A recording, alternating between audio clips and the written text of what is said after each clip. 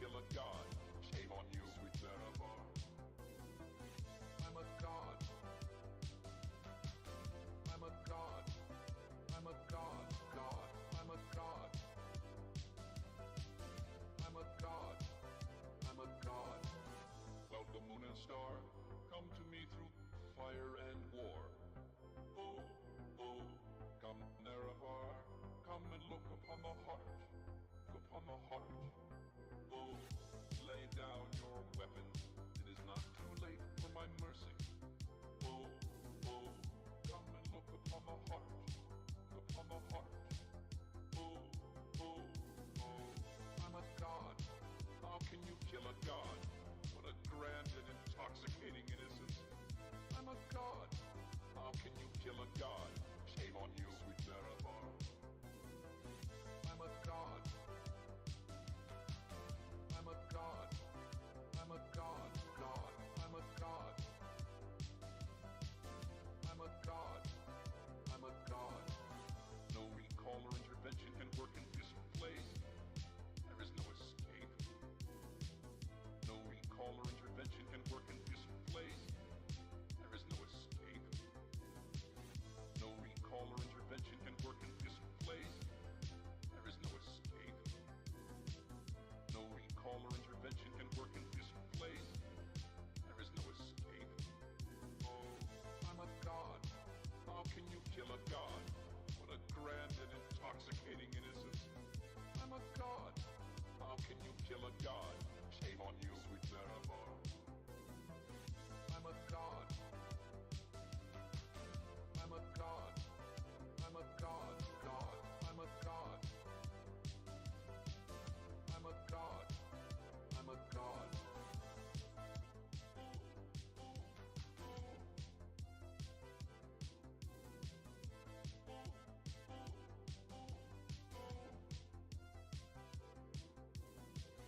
Well, the moon and star, come to me through fire and war. Oh, oh, come Nerevar, come and look upon the heart, upon the heart. Oh, lay down your weapons, it is not too late for my mercy. Oh, oh, come and look upon the heart, upon the heart. Oh, oh, oh, I'm a god. How can you kill a god? What a grand and intoxicating innocence. I'm a god. How can you kill a god? Shame on you, sweet Nerevar. I'm a god. I'm a god. I'm a god. God. I'm a god. I'm a god. I'm a god. Well, the moon and star, come to me through fire and war. Oh, oh, come Nerevar, come and look upon the heart, upon the heart. Oh, lay down your weapons, it is not too late for my mercy. Oh, oh, come and look upon the heart, upon the heart. Oh, oh, oh, I'm a god. How can you kill a god? What a grand and intoxicating innocence. I'm a god. How can you kill a god? Shame on you, sweet Nerevar. I'm a god. I'm a god. I'm a god. God. I'm a god. I'm a god. I'm a god. No recall or intervention can work in this place. There is no escape. No recall or intervention can work in this place. There is no escape. No recall or intervention can work in this place. There is no escape. No recall or intervention can work in this place. There is no escape. Oh, I'm a god. How can you kill a god? What a intoxicating innocence. Yeah, just listening things. How can you kill a god? Shame on you, sweet Nerevar. Nakikiramdam actually. I'm a god. Like, I'm feeling. I'm feeling. I'm a god. I'm a god.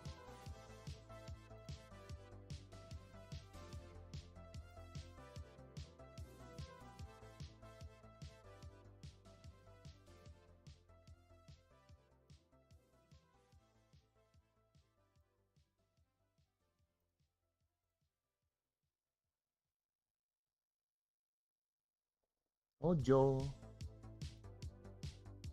Time to check the audio.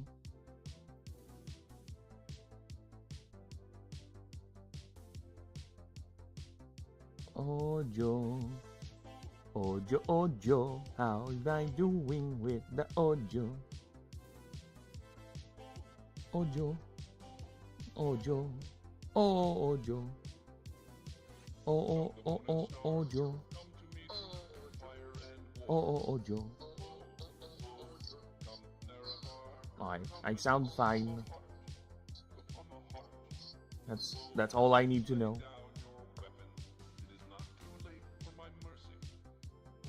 I sound fine. Today I am in the mood for some. Yeah, let's do some Halo today. Let's see if I can actually find a Halo. Halo ambience. An hour? Can we have anything longer?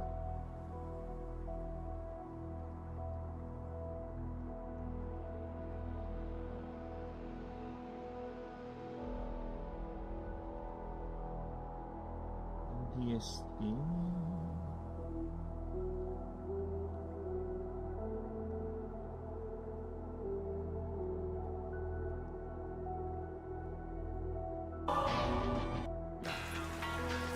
That's the one we're gonna go for today. Although, we might get ads, but whatever. Oh, fucking!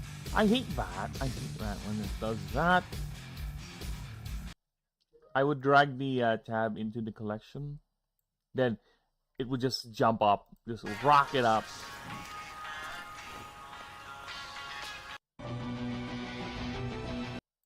Mag-Vicks inhaler. Oh my god, shut up, ads.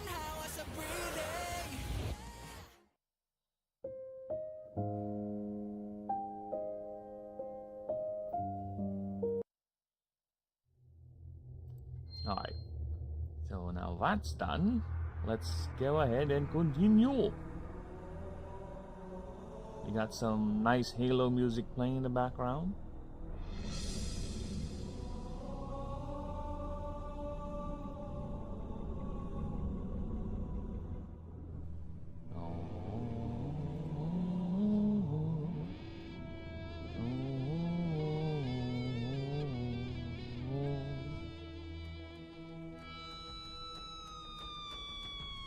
There you go.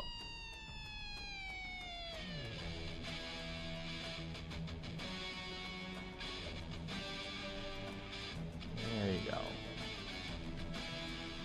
Alright, now let's see where we left off.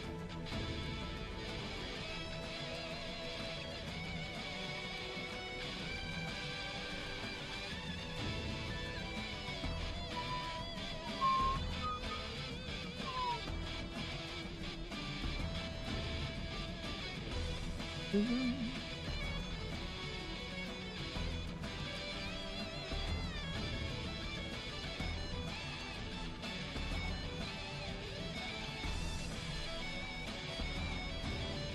me a few moments, just fixing up.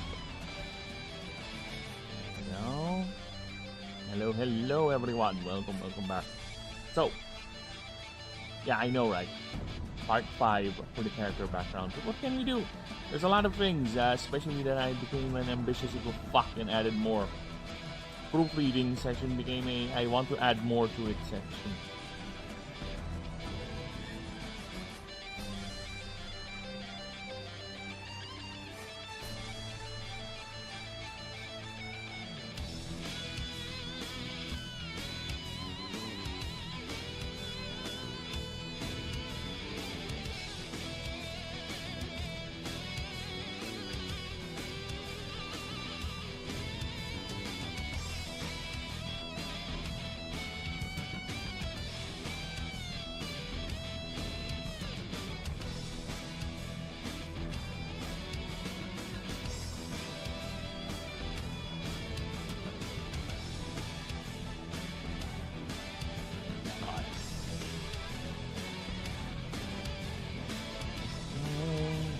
Just one last double check.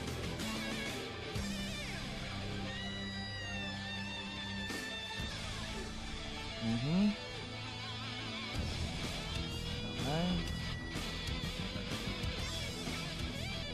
Oh, yeah, I forgot about that. So many things to do.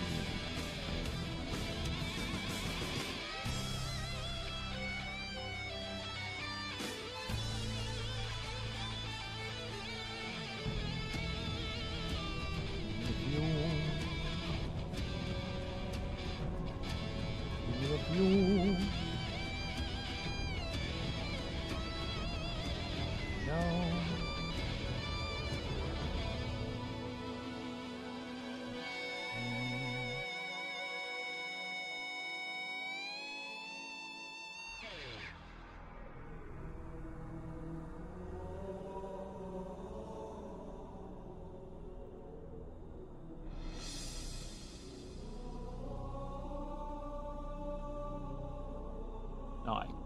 Now, what did we do last time? Well, I am just busy. Working on the creature rules in the offline, offlinings, whenever we have time. So yeah, I am now at the peak capacity. Now I'm working on the moves. So I need to clarify that these things, need to modify them, update them if you will. Some of the wordings clarified. The clip capacity has been expanded significantly. Right. So at least now this is good. I think after the moves, what else is there? Ascension. Yeah, I need to create the Ascension dock.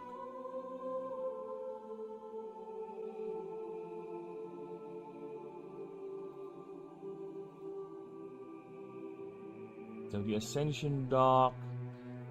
What else? Now, you know what? Instead of me thinking, let me just pull up the document. Because I am a Chisholm boy. So what are creature stats? Let's see. For the moves. So yeah, I think once I'm done with the moves, yeah, this can put this in. Just a little reminder what they are.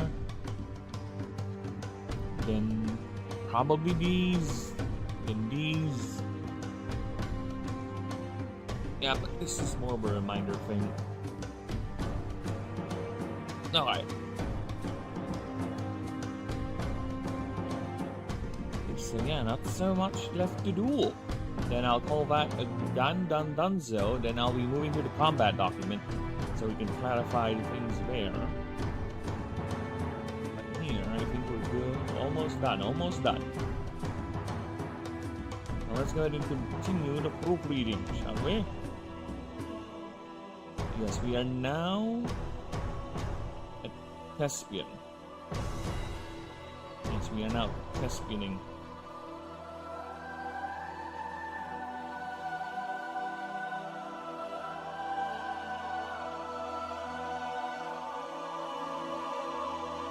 Oh, sorry, I'm just checking something real quick.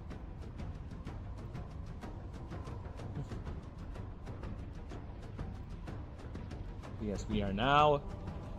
Oh, no, actually, I'm done with Thespian, see? I'm done with Thespian. Now we are moving to Outsider for our continual drive to get this thing proofread. And again, once we're done with this, we'll be moving to the creature docks. To the starters. Then after that, I'll be probably also, once I'm done rewriting the rules, probably I'm gonna work on the creatures offline too, so that way we can get that done quicker. That's the only reason why I was not working with the creatures offline, is because I'm busy rewriting the other rules.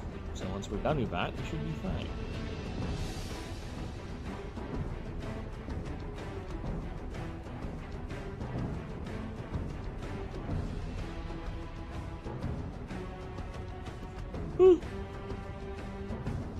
Oh, I'm tired today, damn it. Alright. So, what do we have here?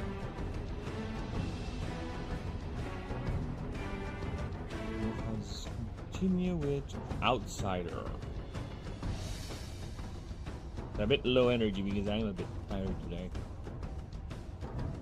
Forgive me, but the energy is a tad too low. You know what? It's fine. We have good music.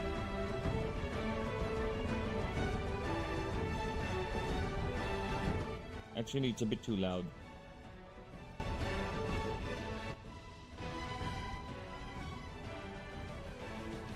Alright, it's a tad too loud. You know, it's a snip. Try to reduce it a bit. Now what have we got here? Well, Outsider. Riffraff. Ruffian, barbarian. Criminal, fugitive, outcast. Freak and weirdo.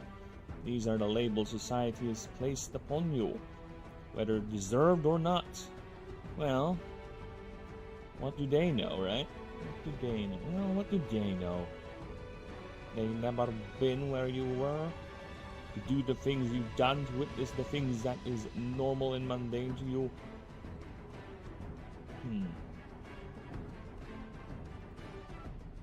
Witness the things that would turn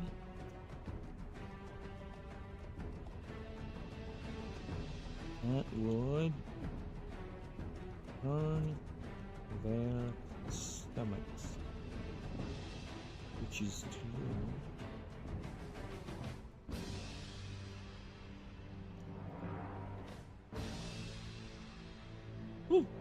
Which is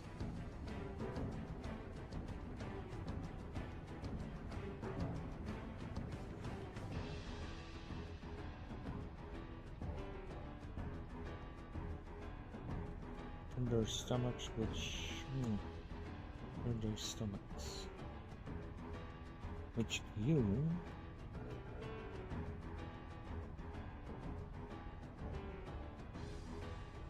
is nothing, is not. Hello, Ulmer. Hello, welcome.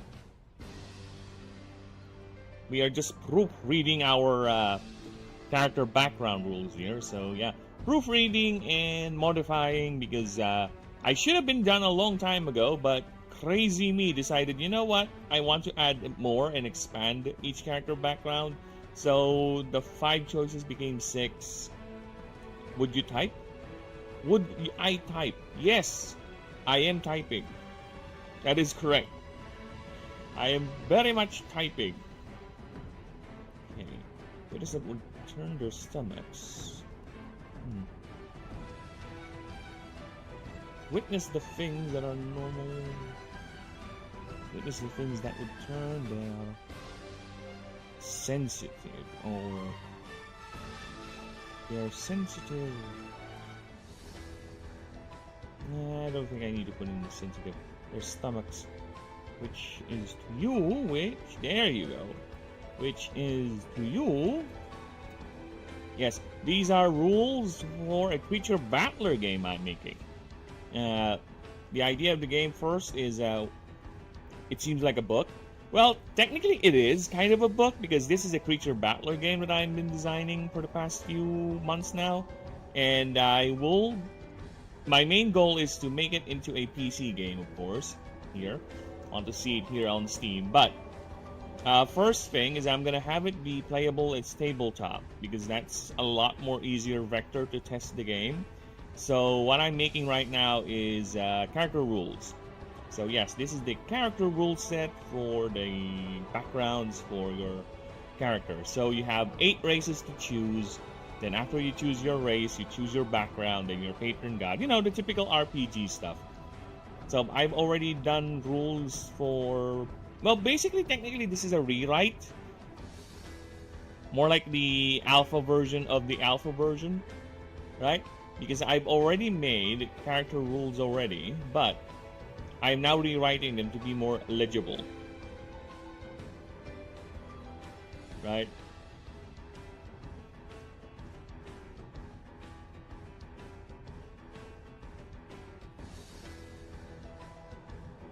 The people above you was crazy. Barely any room to type like this. To even type like this.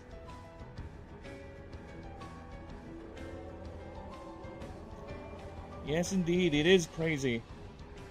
It is a crazy endeavor, I'll say that. Because, this just came out of whim. You know? I was like, I just want to, you know what? I just woke up one day, I was like, let's go ahead and make a creature battler. It's so out of the order, so out of the way that I never really planned it. It just exploded now, and now I'm committed to making it. You know? I'm committed. I made an entire universe for this. There's the rules. There's the creatures. See, I already have the starter the creatures done. So the game has 17 types, and this is basically the rules for all 17 starters with their entire ascension tracks, their types, their movesets, everything. Because again, the rules are already set.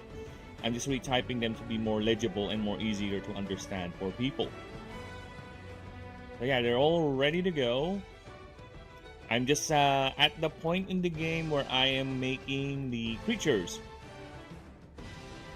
So I'm making the creatures, the assets, so we can go ahead and start testing the game. And I will... Weapons? Yes, there are. There is actually a background in the game because unlike other creature battlers where the player is in surprise attack with speed. Oh! Evaded that one. So yeah, unlike with other creature battlers where there are no weapons and your character is basically frozen in time doing nothing, just yelling, you can be other classes with weapons. There are weapon classes, weapon trinkets in the game which are functionally sniper rifles, swords, massive railguns, you know. And hello, Denisium. Hello, welcome, brother. So yeah, there's a class called the Merc with massive fuck-off guns, and there's another class called the Mage where basically you're a spellcaster, right? So yes, there are different classes here which allows the player to do something else other than to just stand there and do nothing, right? I love snipers. I do too, dude. Whenever I play any video game, any RPG to be more honest with you, the first class I would go is always the ranger. Always the range characters. It's always the sniper. It's always the archer. It's always anyone with a massive fuck off, I'm staying in the back while you die in the great distances character, okay? So yeah, that's why we have a sniper character here too. So yeah, aside from the creatures you have to deal with, you have to build, you also have your character classes to build. So it is very ambitious. It is truly ambitious. But you know what? I think I'm so close on getting that Discord publicized, so we can have actual test games coming up. See, the Discord is... oh, fuck off. Now I can't move the bloody thing because... give me a few moments. Discord had to be a tism.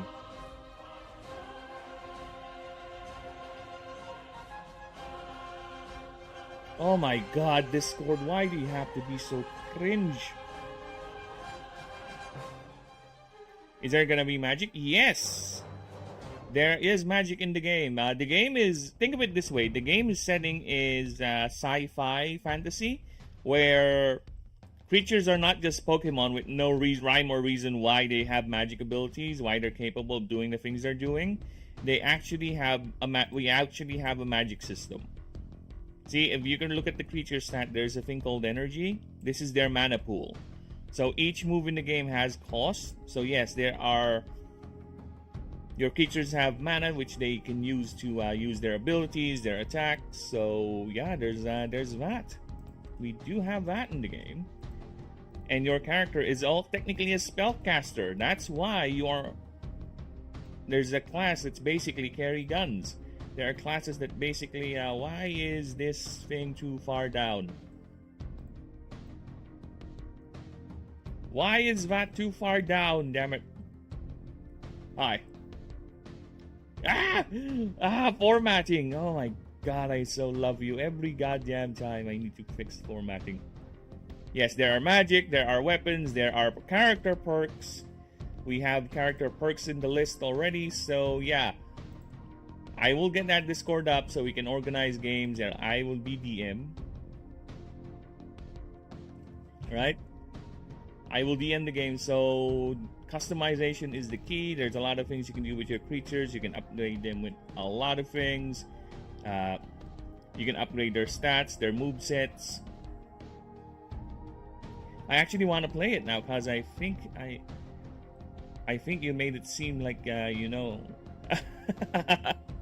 Well, let's just say I'm a fan of many types of genres, and creature battler games have been quite stale with what they're offering lately. It's the same thing, so I was like, you know, let's put in a mix. Let's put in a mix of the game mechanics. I is it like a? It's a. I don't know. I'm not that I am ambitious, but currently my plan is first just to make a PC version, tabletop and PC version. So tabletop first, then once we get the rules set up, once we get a good balance. Well, actually, while we're testing it, the tabletop version, I will be studying how to program a game because I already have the engine set up. Godot is my engine, right? I will use Vesa. I will study how to program the game while we're doing the test for the tabletop version, right? Are there levels? If you played games, there are two ways to play the game that I have envisioned. The open world version, which is going to come later, because my main focus is the other version of the game, which is, if you played Slay the Spire, that is it. It's going to be, the maps are going to be like Slay the Spire's map system. Yes, it's going to be Slay the Spire, because Slay the Spire is quite a heavy inspiration for the game. So there are levels, there are missions actually in the game for you to bond with, for you to get the legendaries. I will say this, and I love saying this. Here, the legendaries are not just creatures you go and be friends with and just throw a ball. No. The legendaries, you have to work hard to get the legendaries, because currently there are 27 members of the Pantheon. Yes, there are literally gods. They are beyond mortal kin. You can fight them anytime you want. Whatever. Okay. Long story short, the gods, you need to fulfill first their mission tracks. You need to earn their favor. Basically, you don't just go right in front of them once you find them and throw a ball at them to bond with the god. You need to, right? You need to first curry the favor of the god, make sure the god likes you, and once you've completed enough of their task, or once you achieve a certain level, that's the only time you'll be allowed to bond with the god and use them in your party, if you win. And all the gods in this game are designed to be boss fights. Like, not all of them were part of the main campaign, of course, but they are designed to be freaking boss fights. If you're gonna check the creature stats versus the god stats, they are very, very far apart. Like a starting creature level 1 would have 75 HP, 100 HP. That's already considered big for a starting creature. For gods, no. I think Lunanet is among the lower HP gods, and here, the big boy, Aurelion, has 9,900 HP. So, okay. Alright? So, yeah. It's no easy feat, but I think it's better that way. It adds more character and more flavor to the world if we're gonna do that. So, yeah. So, by bonding with a god, you also get god bonuses. You also get unique perks. Like, let me just pull up the favor document here. See, we have the favor document. So this basically tells you what you get if you bond with the god, what level ranks. You also get unique perks for the god. The person underneath, he was I Show Speed. Oh, that's a big streamer. It is quite a big one. So yeah, and also I have not done yet specifically the dialogue and the maps for it, but I have already made the god missions available. So, or rather, known. So there are I have already basically created how we're gonna progress the god missions. So I'm gonna do that later on for the other NPCs, for the hierarchs, because there are 17 hierarchs in the game that you can choose and challenge. Think of them as your gym leaders in Pokemon, right? So each of them has a unique upgrade, or where Pokemon badges don't do anything, right? Badges don't do anything, but here I made it so whenever you beat a hierarch, or my gym leaders, quote unquote, they would give you an item that actually is applicable to your creature and would do something, matching the flavor of the hierarch. So yeah, there's a lot of things, and of course, if you do have questions, go ahead and ask. But in the meantime, I saw Denisium popping up, and yeah, actually, Denisium, you're right. Actually, you're more than right, brother. I am now part 5 of the proofreading rewrite. Okay? Because, well, a lot of it is tangents, I would say. But, another part of that was me being an ambitious little bastard again, to be honest with you. Because not only I rewrote some or added in a bit of the blurbs, clarified, proofread. I now added a new 6 option, or a new option for all the classes. I know, right? Because I am crazy. Because as I was reading the fucking things, I was like, oh, I can add this. Oh, I haven't done that. Oh, what if I do this? So yeah, there's new options for all the sub-options for all the current ones I have done, right? I have changed some numbers, balanced some of the few, right? Corpo had an entirely new track. Or basically, Corpo would just end if you either resign or get fired, and you get to choose a new character class after that, or character background. You can also, now, for Corpo, you can actually get yourself promoted if you want in the corporate ladder. To the point that once you have enough promotions, you actually get a perk where it makes your job easier. It's called Blasted Executive, where you get to hire help to help you complete contracts. Because you're basically a middle manager now. And you can still opt in for resignation and getting fired anytime, of course. But yeah, basically that's what I've done with Corpo. I expanded the fucking thing. So if you want to continue on building your seniority in the company, why not? Because the bigger perks, there's a reason why it's X here. You can get this as many times as you want. So, the more times you get this, the more earnings you'll get. Your salary increases exponentially. So, I'm thinking, you know what? Let's not put a cap in this, and let's just have it be as high as it can.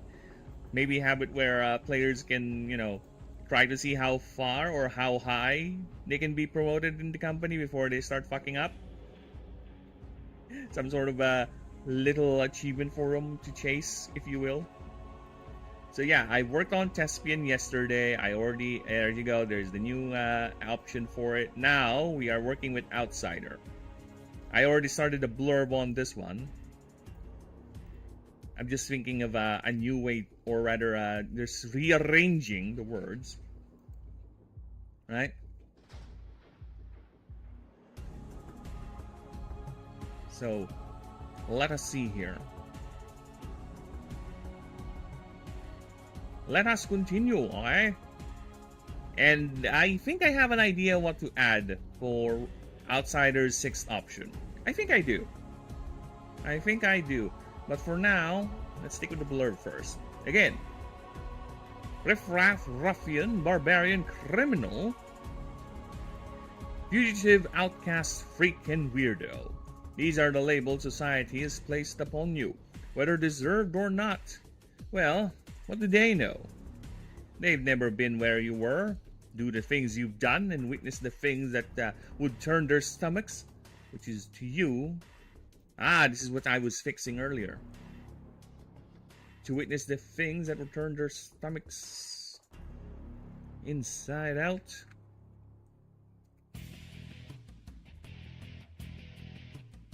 Which to you is nothing but normal and mundane. Which to you is nothing but a regular Thursday. Oh, sorry. No. There are no Thursday, Wednesday, Fridays in this setting. Fuck. Which to you is nothing but the day-to-day. There you go. Yes, there is no Monday, Wednesday, Thursday, Friday in the setting. The days are just 1, 2, 3, 4, 5. I think I already explained why the days are like that in this current era. It's because the universe has changed dating conventions so much. The current government, the Oricon Federation, just decreed that numbers would be the most efficient way of doing it, and it also eliminates because the days and the months were actually named out of gods and all that. So for them, it's a way to demystify certain things and to remind people this is a new era. The time of the Auric dynasty, of the time of the gods, has long passed. And also to enforce the idea that the gods themselves, Lord Aurelian, has given power to them in this new era. He has stepped down from direct rulership, from sole rulership rather, and surrendered all control to 17 high seats, which he actually has one, but currently the top G, the old emperor, or the god of light empire and resilience, is nowhere to be found. He's left, leaving only his wife to take over his vacant seat. So that's why for the Astari you have Lunanef as your choice for patron, not Aurelion, even though he's technically should be the one, because he's nowhere to be seen. I know where he is because I'm the fucking writer of the series, but I won't tell you where. You're the player. Find him. Look for him. Find him. Not me. Hi. Which to you is nothing but the day-to-day. Okay? Their disgust and derision are your measurement for real worth. You stood outside their paltry and soft conventions. You were born in the wilds, or the wilds were born for you. This is your belief. This is your truth. Nature was forced. Nature has forced. No, it is how it should be. You who is of the wilds, you who grew in the real wilds of Ashen, where every creature is a natural disaster. You who grew up with them, your bond is strong. Your bond is strong. You only value their strength, real and raw.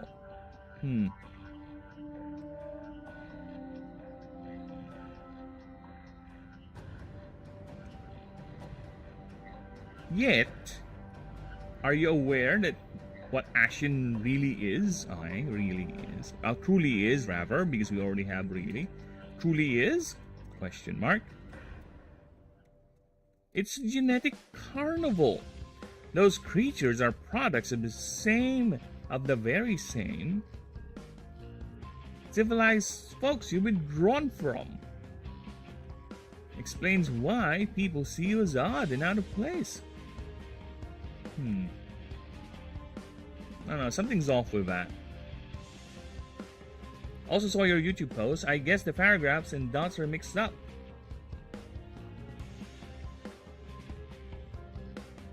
Also saw your YouTube post. Which one?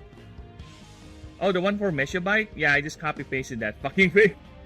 If the formatting got fucked up, well, there's nothing I can do with that. Well, actually there is. I can edit the thing. Yeah, I can edit the thing. That's no problem.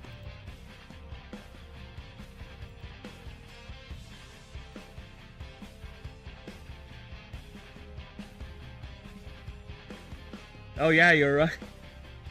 I just saw it. I'll fix it, maybe. Yeah, I just copy pasted that thing.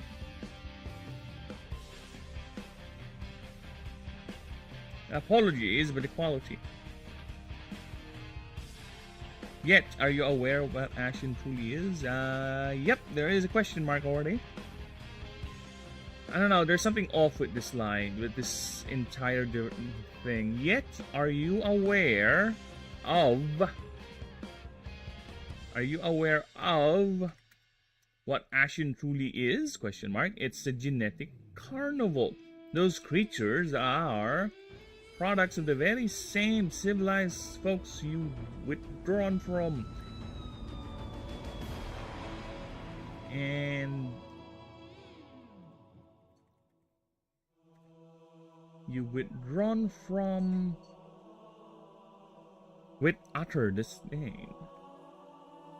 With utter disdain. Alright.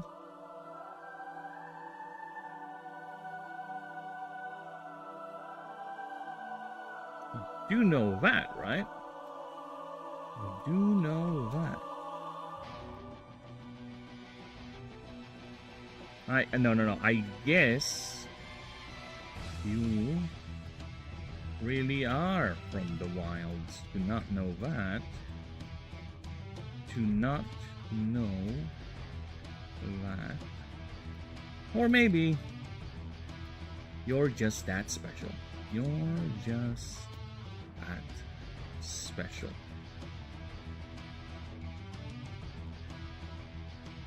Explains why people see you odd and out of place.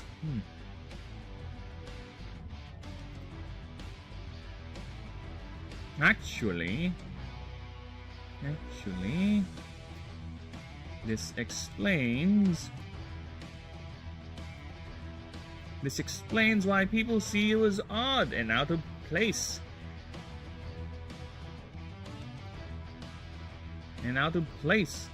Just own up to your mistakes and return back to civilization. Well, assuming you still know how.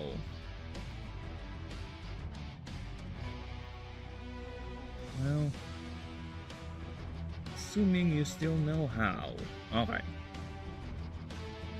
This background starts with nothing but 6 pure azurite. That's a tier 5 currency. Weight 0.050. This item can be sold for 5,000 currencies. There you go. The perk rolling. This character may use creatures without a link rune. However, this creature will always consume this character's arcane stat. There you go. This character's arcane as if they are always in combat. This character may do this up to max 3 creatures. This character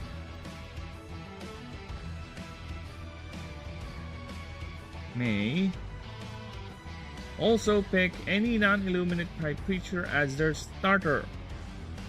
And as a reminder here,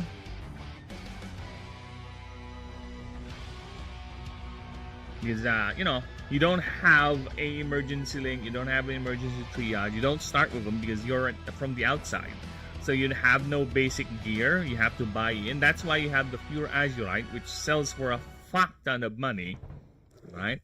So it's up to you whether you want to buy the gear or not. And I will tell you what would happen if you enter your first expedition map without an emergency gate, right? If this character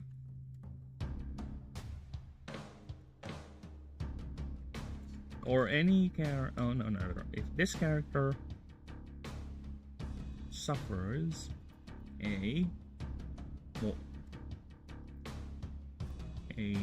what's the word? Suffers 0 morale, at in any mission without a emergency gate. Emergency gate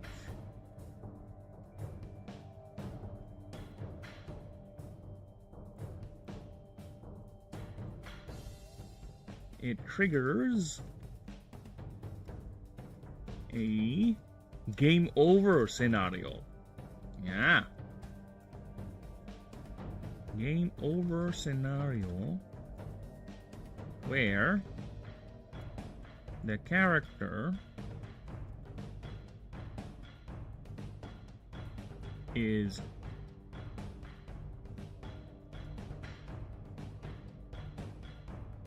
reloaded into a state prior to taking that mission. Okay? Any gear or any gear, experience, rewards, basically anything earned and done in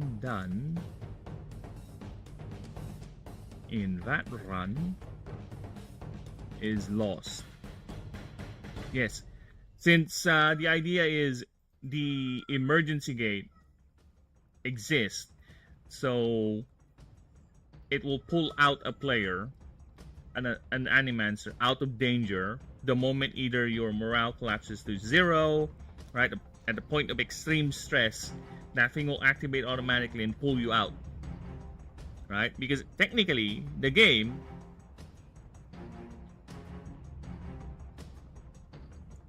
will, or rather, I will still allow you not having the emergency gate. I will, right? Or a total wipeout, rather. Total team wipeout.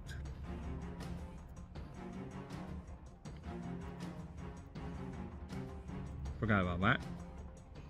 So yeah, it will pull you out. That is its purpose in lore. In game, it has two functions. Other than it's gonna pull you out of danger, right? Bring you back to safety immediately. It also functions, it has a charge where you are allowed to access your item bank or your creature bank in the middle of a run. So you can switch out things. You can only use it a couple of times before it fizzles or you're no longer allowed to do that. But the emergency pull out will always happen as long as you have the rune. But if you're an outsider who started the game without the rune, then you have to have a special case because technically you do not have that thing. So it's simple. You get a game over and the game will reload back to your state before you actually went on that mission. So basically, think of it as you seeing the possibility of your future in the dirt dead. Or if you want to be hardcore and turn that into a hardcore run, why not? It's up to you. It's your character, right? If you want to go ahead, run the game, and die without any emergency gate, get that game over, you know, and just basically treat it as your hardcore character. You're done. Moving forward. Okay, next. Technically, you can do that with any character, right? But this one is legit. You are indeed gonna suffer a game over state, where if a character with an emergency gate actually triggers the gate, where again 0 or total party wipe, you will retain all the things you've done in that map. You know, your gear, the ones you picked up, your experience you gained, any interaction whatsoever to progress certain side quest or a nexus or a god track, right? You will retain that. You will have a penalty though for the fired emergency gate, right? Because that thing is a one-use thing. It's gonna fry.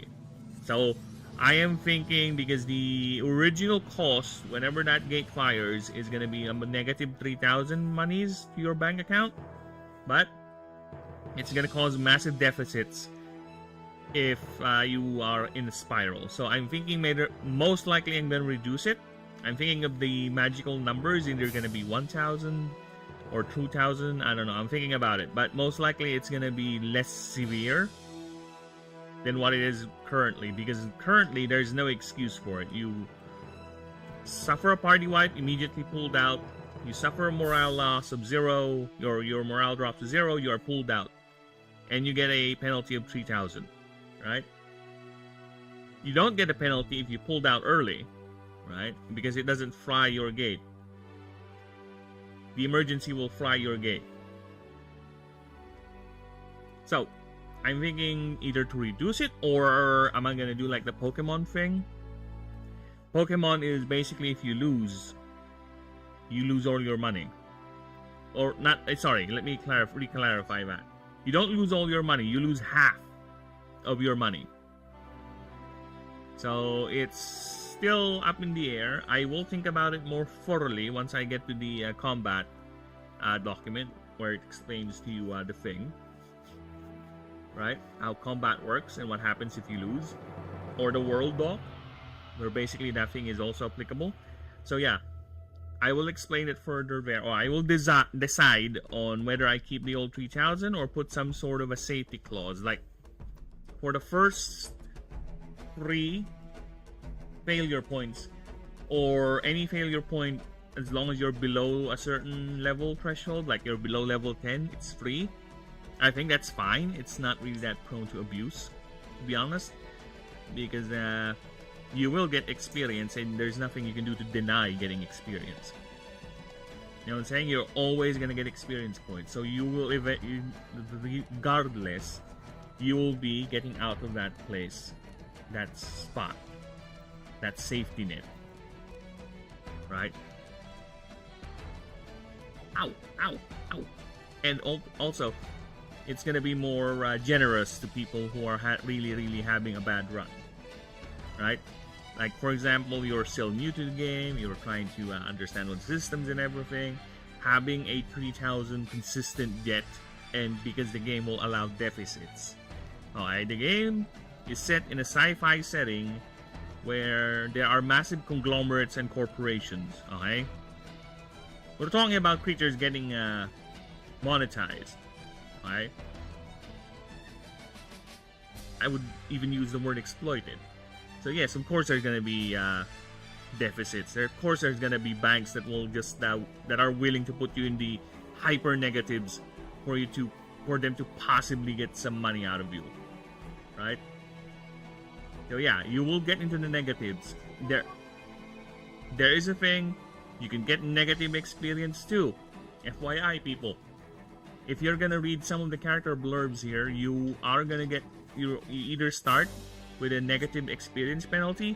Now, so that means basically you have reduced the experience of your character. So if you're level 1 and you start with negative 500 XP, you start with negative 500 EXP. You're not technically gonna de-level, you're gonna keep your current level, but the progress just got extended a bit. Just a bit, right?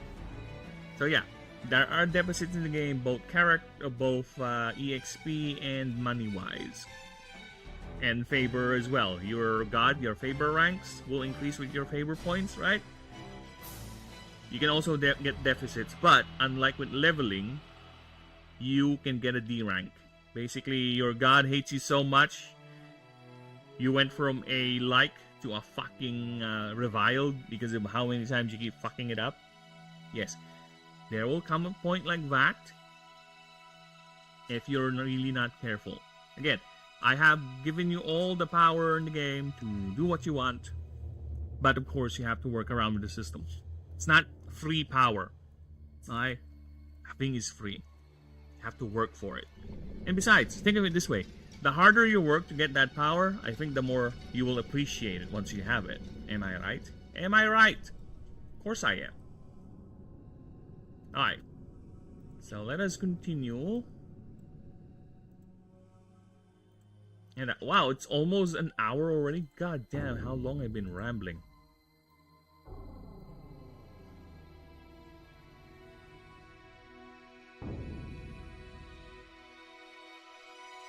Oh, Discord. Oh yeah, Discord got tismed. How can I fix Discord then? Oh my god.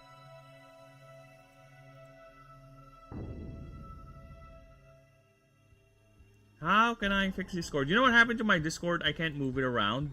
I cannot. Because my Discord, remember, you can move things like this, right? Yeah, right? If you click this part of any screen, any window, you can move it around. But, considering my Discord is stupidly annoying, the part where I can grab Discord and move it around the window is not accessible because it expanded to a point where it's over the window now. Right? And if I close this bloody thing, right, it should fix it. But no, if I reopen it, it's the same size. It's the same size. And I think the only way I can fix this blasted stupid shit is close that. And where's fucking Discord?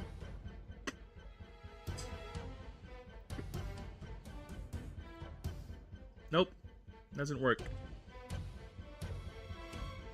Yeah, I can't do it. I can't grab Discord and fix the screen now, which is very, very frustrating. I don't know. What if I... There you go. Fuck you. Don't ever do that again, Discord. You are useless, annoying. Now I can drag the fucking Discord.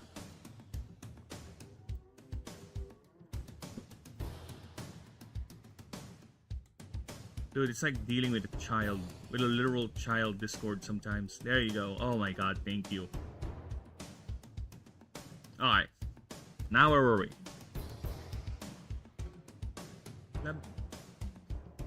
Can you turn on the fan later after you're done? Okay. So let's check the sub options. Let's see what being an outsider gives the player. Oh yeah, oh my god. Sorry, my OCD is very strong. I can't let it be.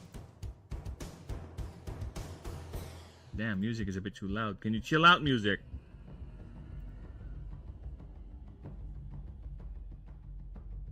Did I fix Nimdal?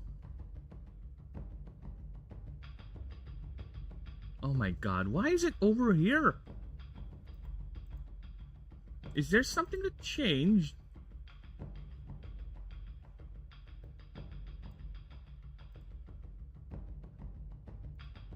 I don't know what changed there, but for some reason, yeah, the game just, or rather the dock just decided that to be overflowing, even though I guess the only thing that changes up here with Torvin's side, but I don't know. Sorry, my cat is losing his brain again. Be right back. Be right back. Get down from there.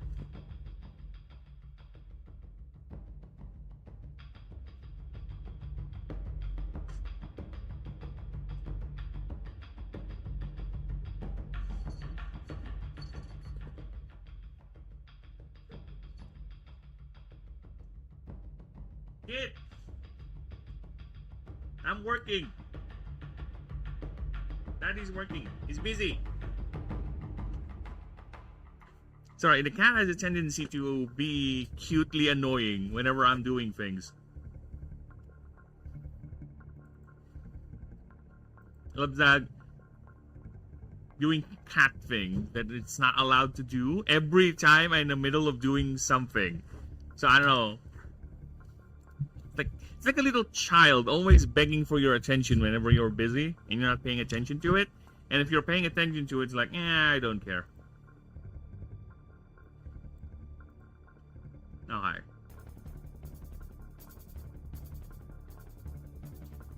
What do we have here? So, Wild at Heart. +3 Arcane. This character gets, replaces Raw Link with Primal Link. This should be bold. Okay, this character can use... Basically, I just need to change this. May... okay, this should be violet. 5 minus 1 MD minus 20 and off. I'll be back. Lab, it has come through. Sorry about this, people, but I need to do things. It involves a lot of movement. If you catch my drift. Alright? If you catch my drift.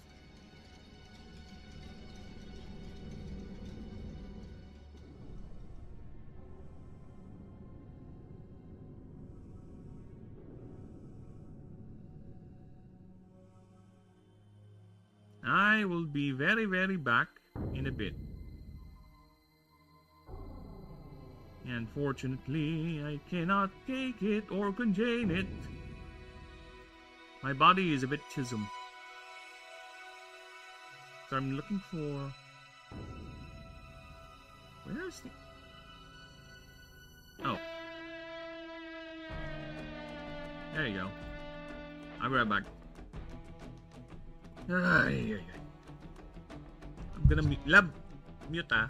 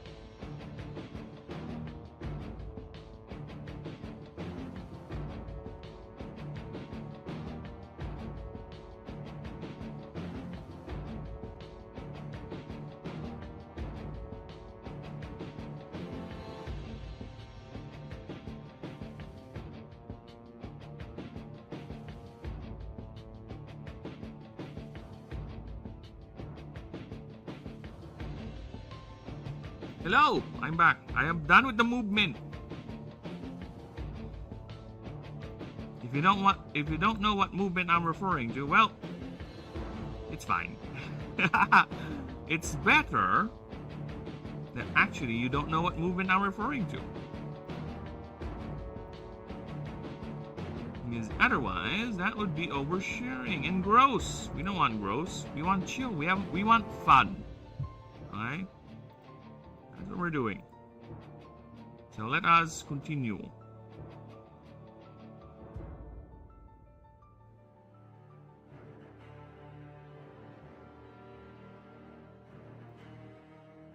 Okay, where am I?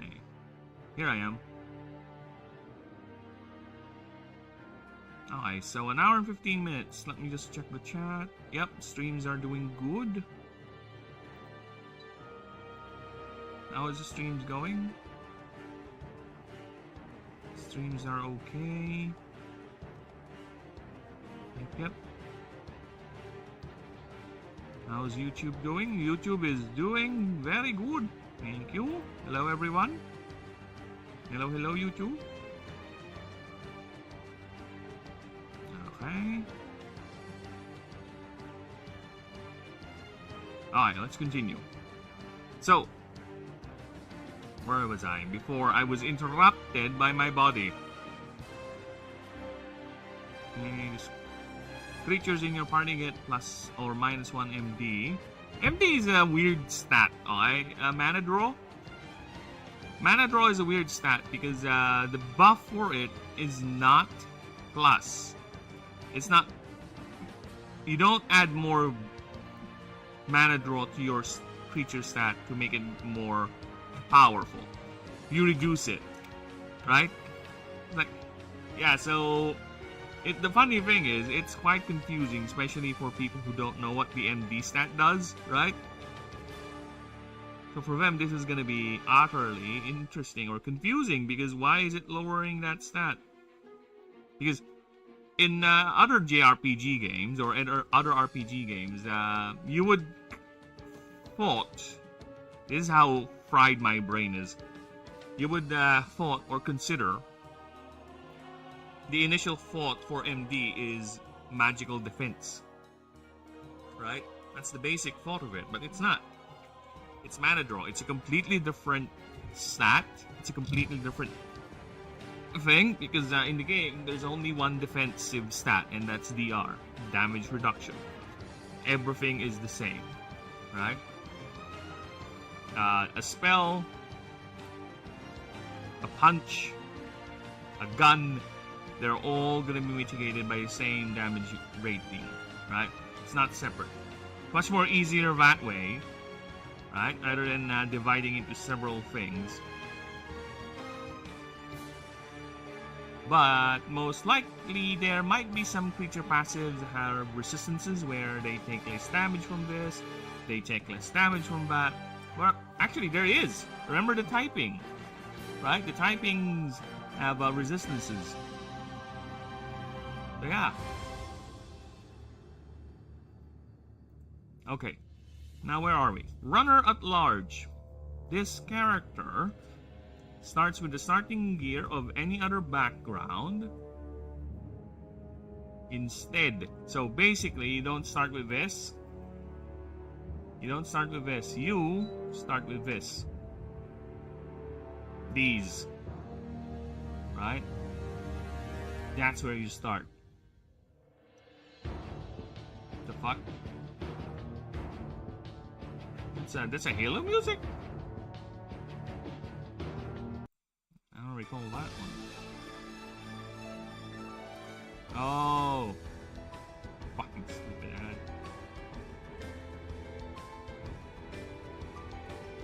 Alright. So yeah, now I'm thinking of maybe modifying this a bit, because this is interesting. Minus 20 modifier to dialogue checks is fine. Because you're just so wild, you're just in tune to the vibe. You prefer speaking with your creatures rather than with actual people, you know? So runner at large. I'm thinking of upping this to where you also get a free option, a free sub option for that background, but I think it's too much. Yeah, I think it's too much. You already start with the starting gear. You have your, for example, if you go with a Veil Runner, you get your, what do you call that? Your brain. You get your fixers.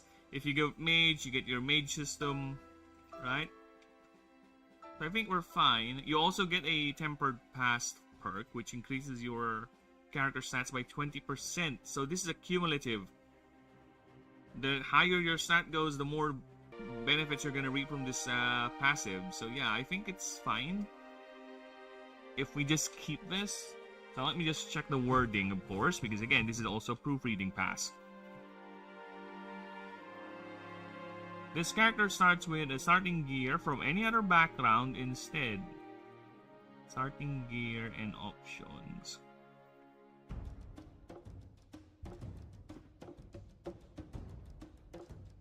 Starting gear and perks. Starting gear, choices.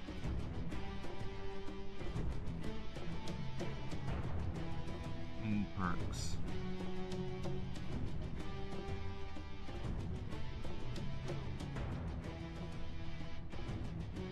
This does not include the sub options. Yeah, so if you choose Merc, at least you have the better gun, I mean the advanced gunnery perk. You just don't have the guns of any other background instead of the default outsider.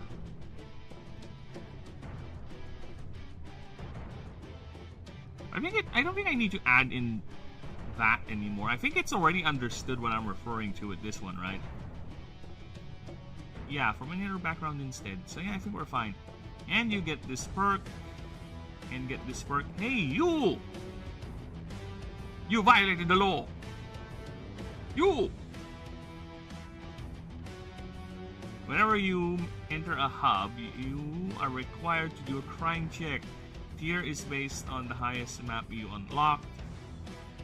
Fail this, you lose half your currencies in glyphs gained last mission. You can bypass this by paying 1,000 currencies instead. Yeah, basically just bribe the guard. You lose this perk when you reach a favor track to rank 8 or complete a hierarch track mission. A hierarch mission track. And also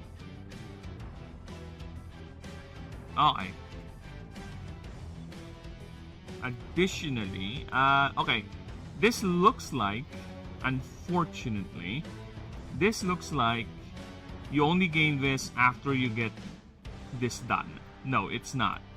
So I think what I'm gonna do, I'm gonna reword this into, I'm gonna take this, right? You lose, yeah, I need to specify that is lost. And this one, I'm gonna move it to the very beginning, right? So it doesn't have confusion. There you go.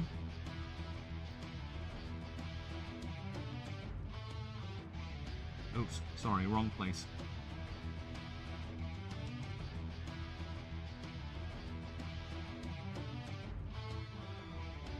There you go.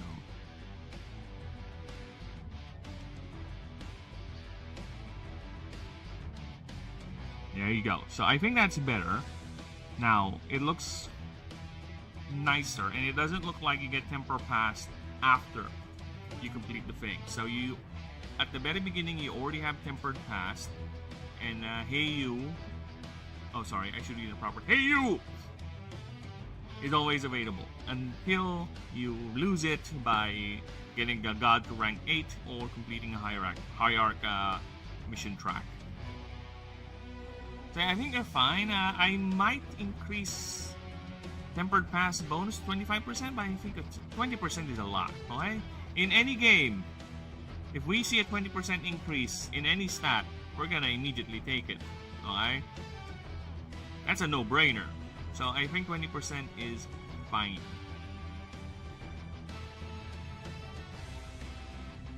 Yeah.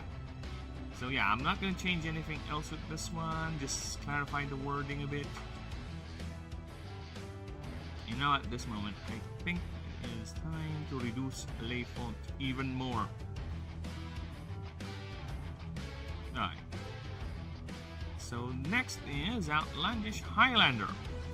Bus free spring.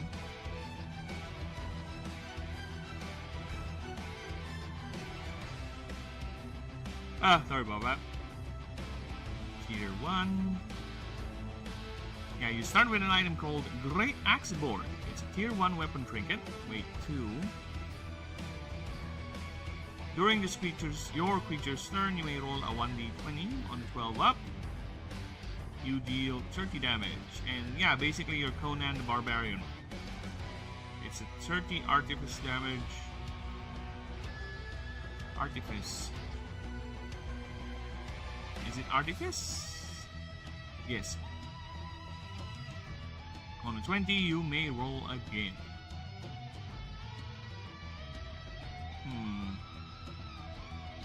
Should be a 20? Yeah, it's a 20. Because this thing is upgradable. Note, this is upgradable in the...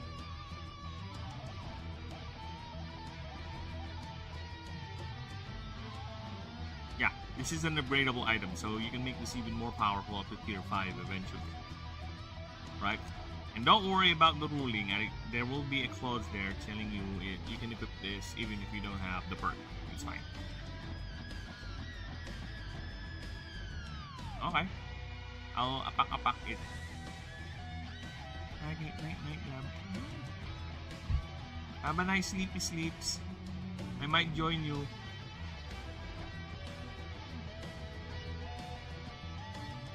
Alright, so next.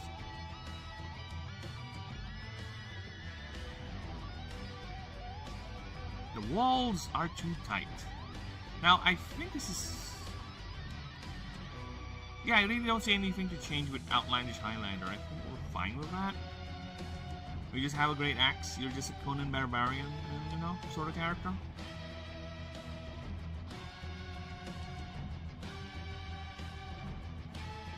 See your enemies. Drive your enemies before you. And hear the lamentations of their women. Dude, I need to get that full quote.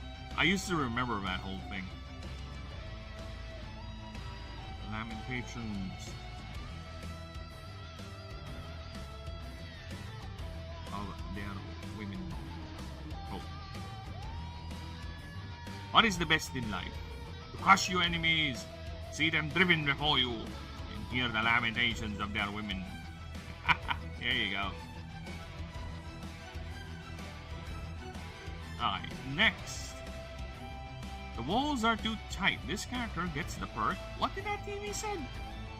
This character rolls a 1d20 for each non-NPC stat check. It adds a result minus 10 to that stat used for that check. Also, for Crazy Island's magic... Wait! Sorry, my headphone just decided to fly off my hand.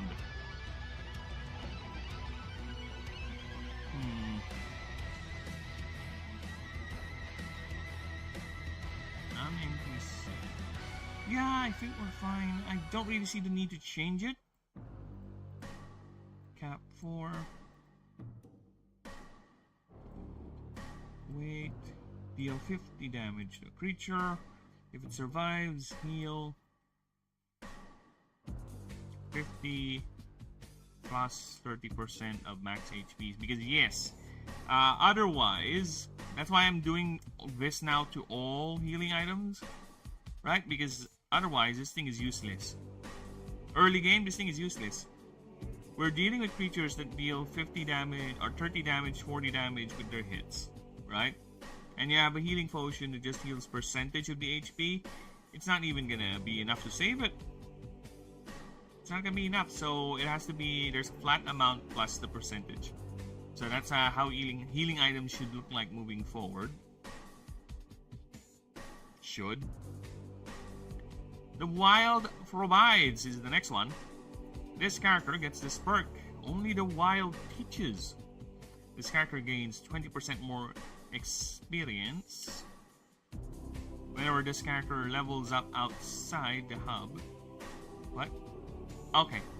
Whenever this character levels up outside a hub, get a random tier 3 and 4 item. Huh. Ah. Or 5 glyphs. Oh, it's a percentage roll. See?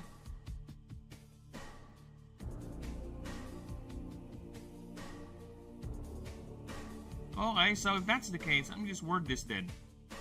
Let me just make this something more player controlled then. Roll 1d20 on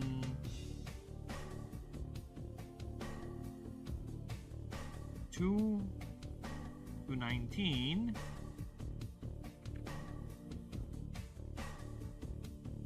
Gain a tier 3 item. Tier 3 random item. Or on a 20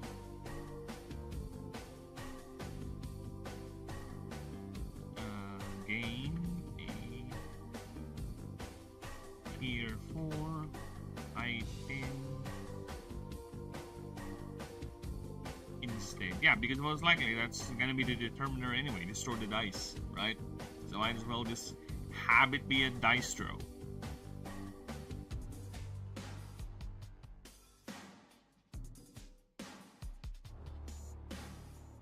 Huh.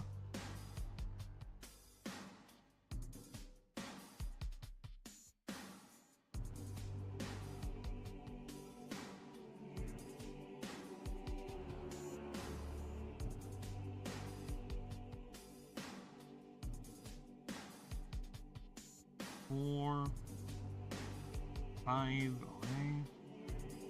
However, this character does not gain EXP outside hubs and non-expedition maps. There you go. It's oddly worded, but I think we got the idea now. Okay, so I need to come up with a 6th option. What would be a 6th option for an outsider character?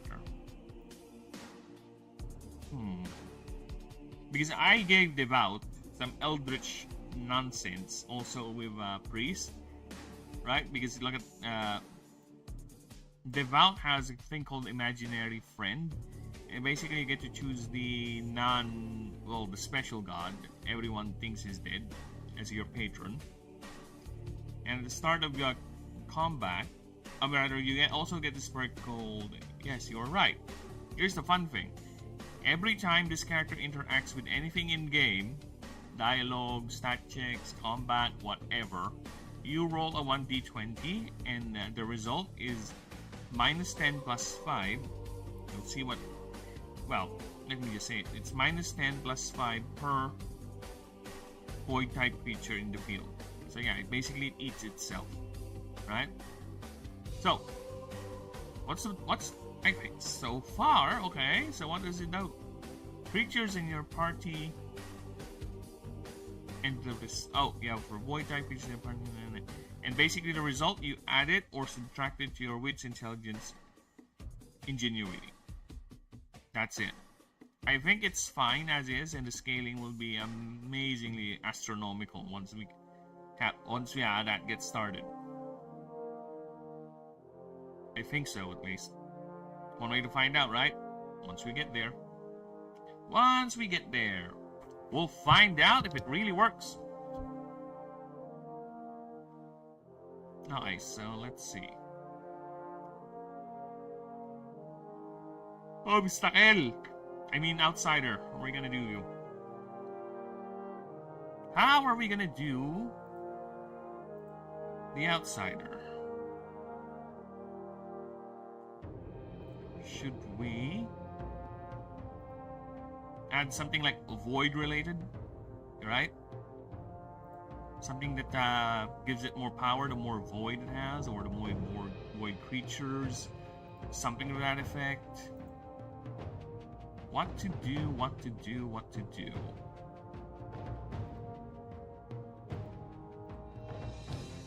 Because this thing already is it's the multiplier actually both helps and not help it. Right? That's the interesting with it. So it does that, it does both for it. Besides, you can always opt in or opt out by doing the glitch thing.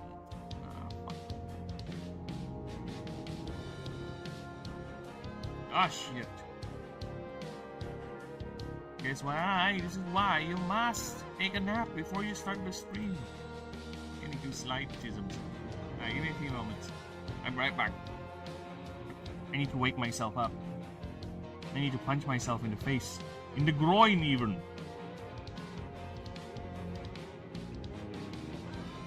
VRB again. Actually, I'm just gonna grab a drink. You know, something cold. Just to refresh the brain. I'm being sleepy because I could just stand up too while I'm streaming. That could work too. I want to work on the project. Fuck off.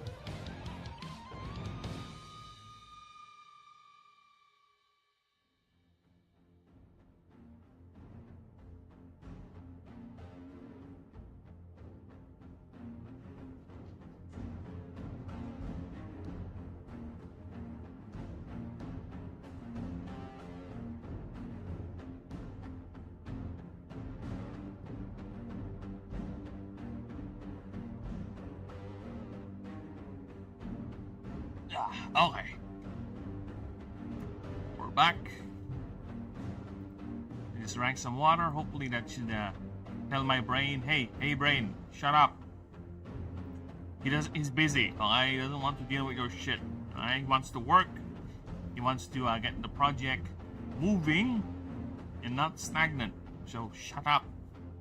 Stop complaining. Oh, you have to sleep. Oh, I'm tired. I'm your brain. Listen to me. I'm tired. Fuck off, brain. Sod off.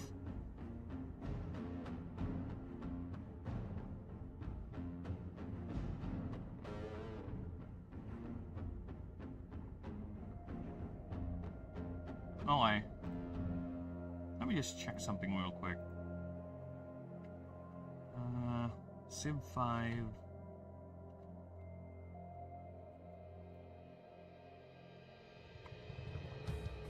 Mod cancels. Achievements.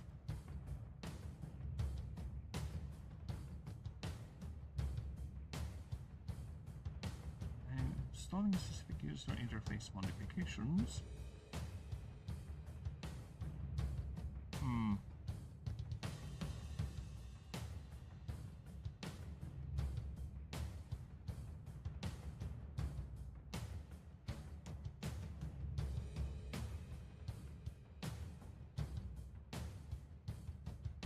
Well, that's annoying.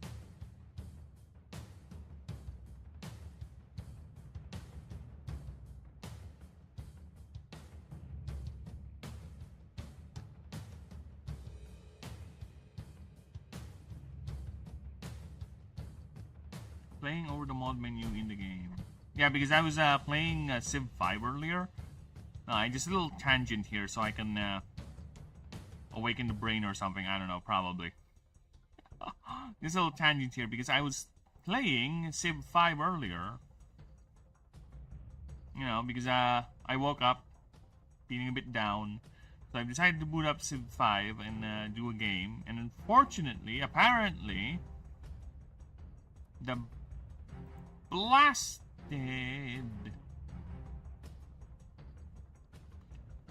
mods would cancel out the achievements, which is annoying because I don't think the game has, you know, it would be neat if I were to get achievements, but it's not really a big deal. But it's kind of annoying that certain games would cancel out achievements because there's nothing really. Come on, man, just let me have them. It's fine. It's just a single player game. Alright. Fuck off. Yeah, I kind of prefer just... You have mods. You allow mods. You know what's even funny?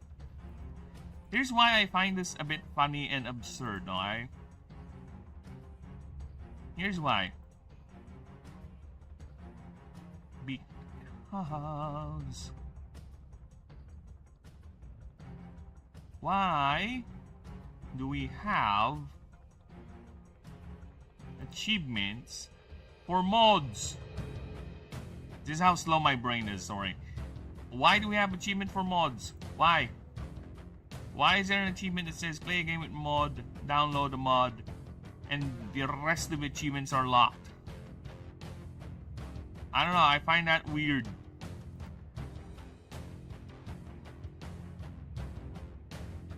Whatever game.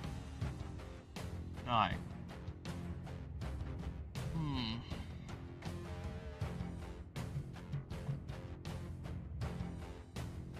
Okay, what is the 6? This is why I'm taking long with these rewrites, because now I'm obligated to add an additional option for the subclass, the background, because it's gonna be unfair if I don't add one.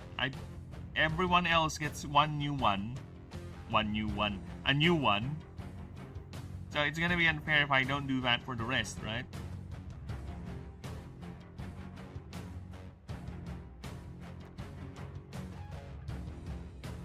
Which is most annoying.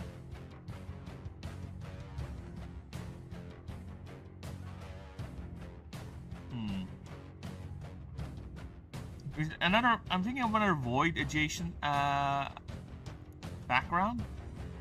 Because we already have the cultist, we already have a void priest.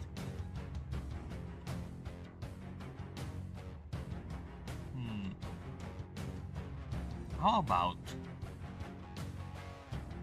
what other concepts I can do with it?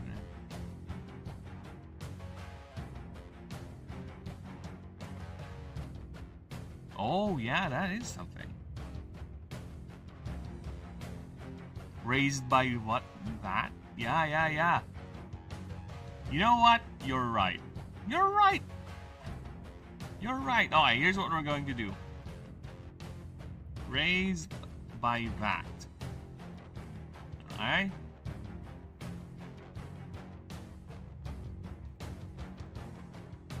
Alright?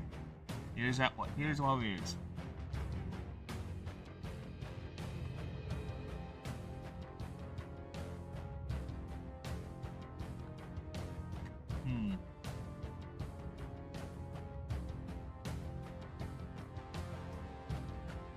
Okay. This character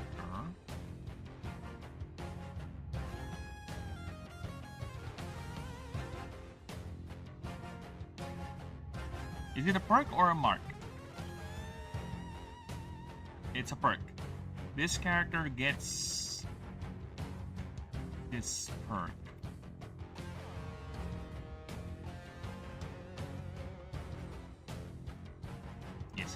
Yes. Gets this perk.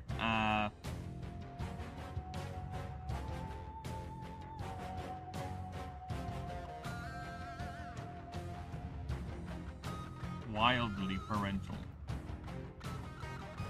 Alright.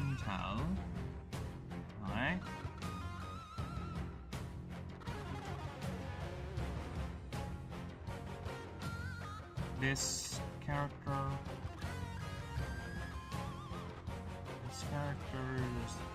starter creature costs no MD.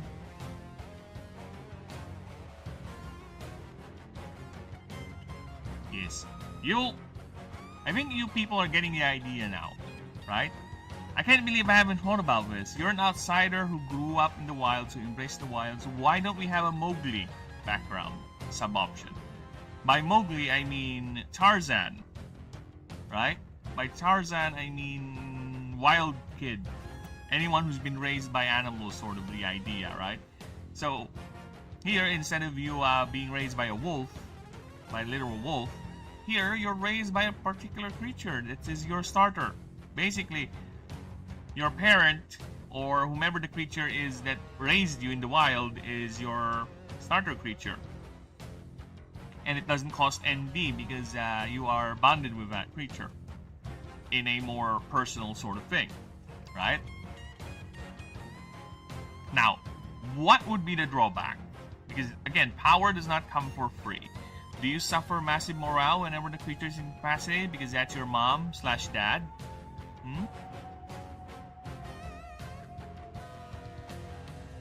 Is that something? I think it's something. That would be interesting. I kind of want that. You get a massive morale drop? Or... oh, fuck.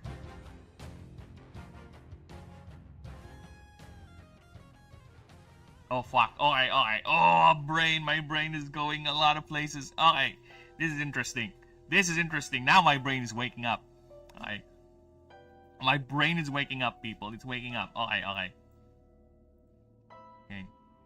I may be sleepy chisms, but when my brain kicks in, it kicks in, alright? So, the creature costs no MD, so it doesn't occupy... so you're safe. You don't need to worry about it. Alright? However, whenever this creature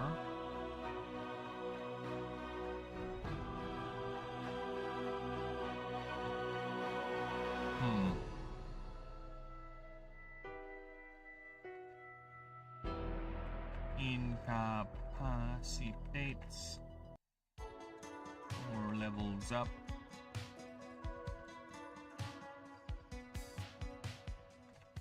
level up. Welcome to Suno V5.5. This is our Your best sounding model, but character more importantly, it is our most personalized model. We built 25 V5.5 morale. around the idea that the music that you create should Oh my carry God. something of you, your voice, your sound, your taste. Because Incapacitates V5.5 a captures so much creature. musical nuance and timbre, it unlocks 3 brand new experiences for the most expressive Suno experience to date. The fuck? Custom model. Why is there an... fuck you, ad. Whenever this creature passes creature will level up, your character gains 25 morale. So basically, happy, also happy, yay, mommy, beating ass. Now here's the pain. Whenever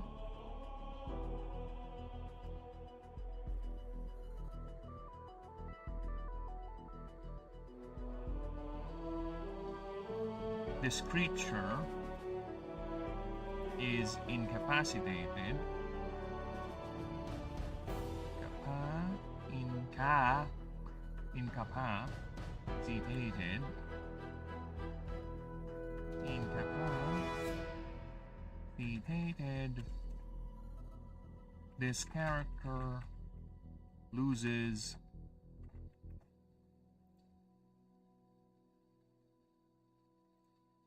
Oh yeah, there is the bonus, right? So I think 23 more morale. So it's, I think, or 24.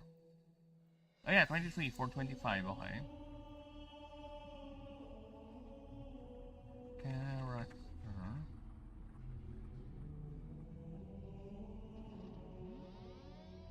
Actually, let me just double check Halo. Is it copyrightisms? Shit, is Halo copyrightisming me? Halo! Are you triggering copyrightisms?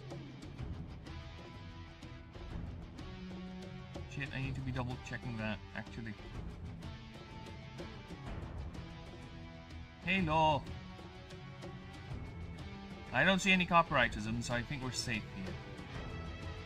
Yeah, I think we're safe. This one does not have any notices. No notices! Yeah, I think some of the Halo music might be copyrighted, and that's not good! That is very much not good.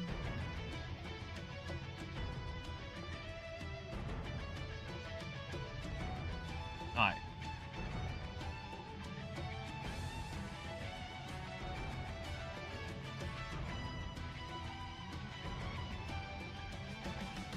Alright, incapacitates.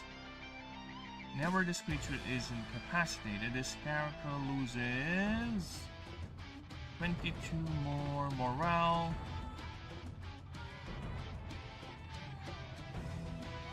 Whenever this character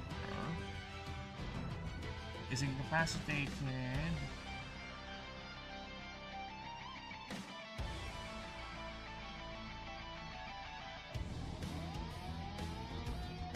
whenever this character is above 50% of max morale,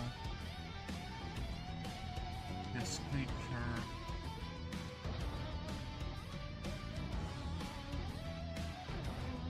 gains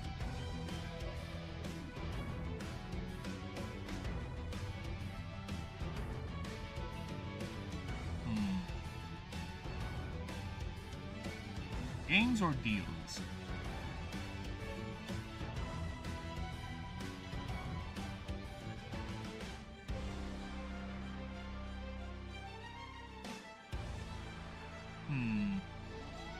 I think if the character is high morale,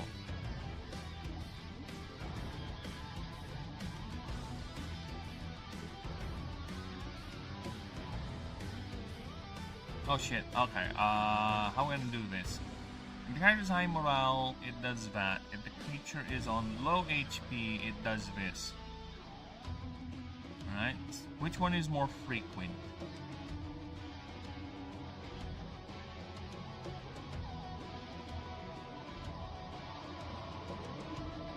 Yeah, because it's protecting its kid.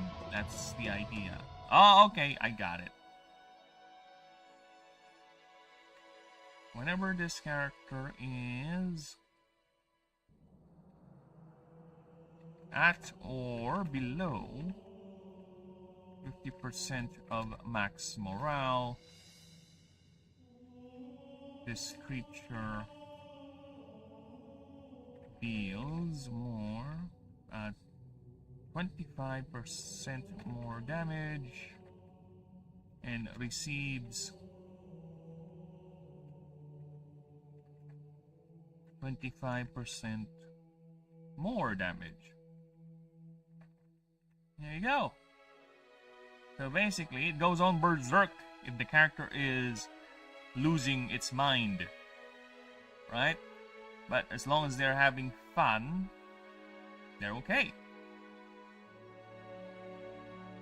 So yeah, so I might change this, a couple of the numbers. The morale bonuses, I think we're fine. Sorry about that. Creature starter. This character starter creature costs no MD, however, what is the character that? Gain 23 more.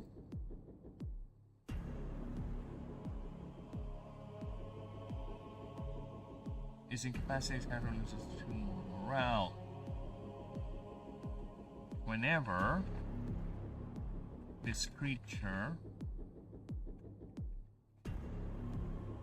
is, or rather, is below 50% of max HP.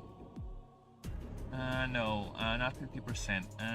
20% below, is below 20% of max HP. This character immediately or loses and morale. Yeah, there you go. So yeah, I think that is good. Yeah, mommy's getting hurt. The outsider's getting, no, mommy, don't get hurt. Yeah. And once the character is starting to panic, mommy's gonna get angry. Yeah. Okay, I like this. I like this one. See, it just came out of nowhere. The inspiration just hit me like a fucking freight train. Which is nice.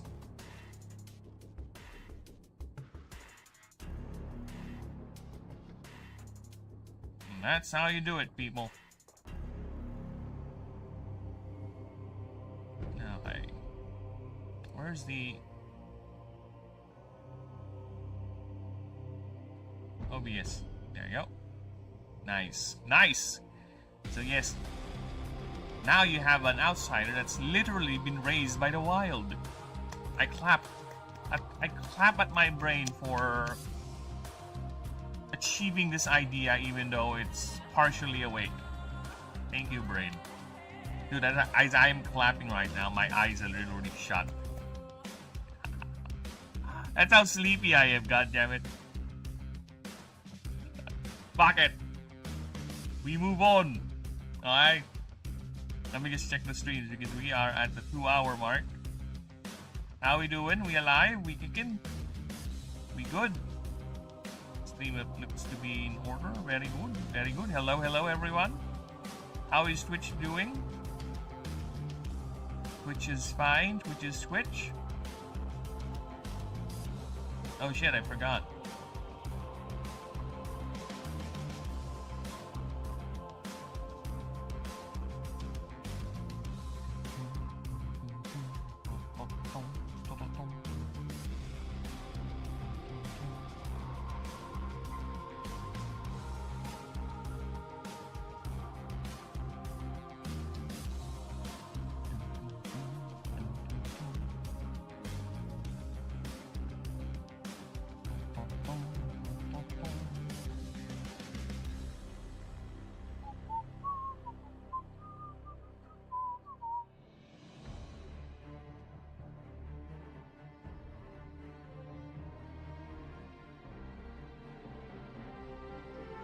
Alright.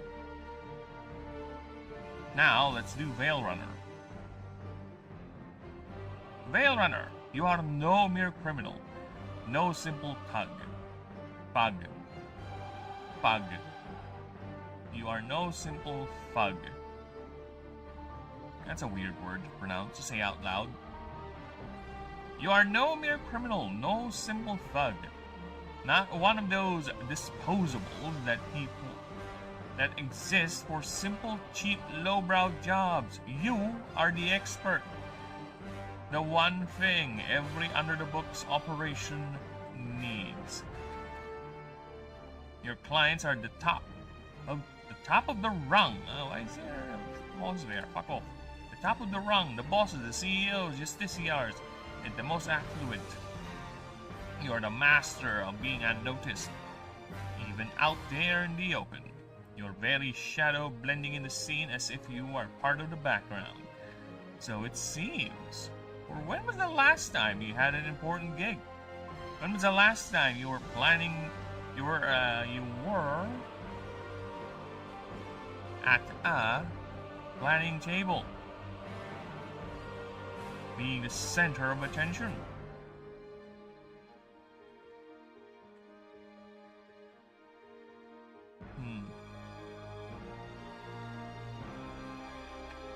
Ordering people around. ordering your crew around. Every last one of them hanging on your every word. Every last one of them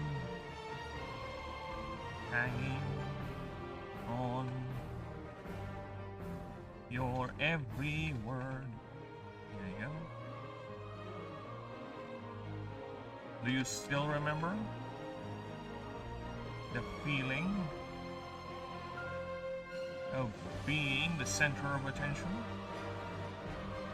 Do you still remember how you perfectly evaded search teams and bypassed sensors? I really want to say you are. Or just a lucky smuggler with a killer smile. And even a killer partner. Even more deadlier partner.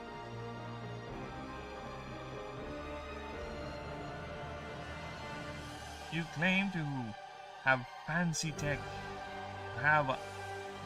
but you now have the. But now, all you have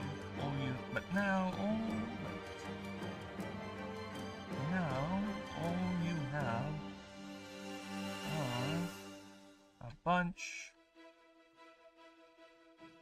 of old hand-me-downs. There you go.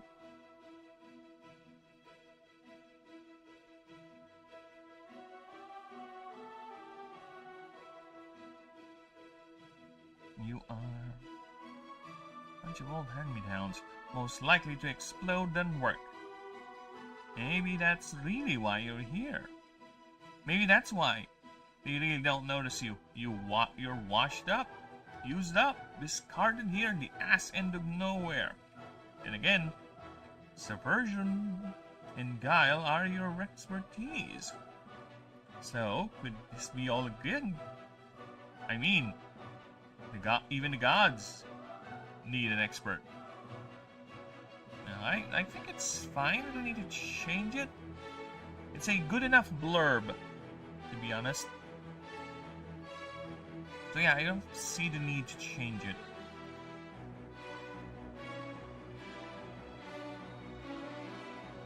So yeah, we are not changing that.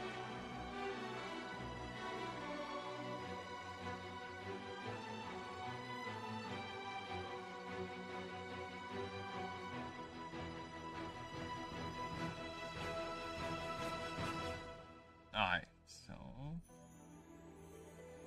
this background starts with one of the key items. Okay.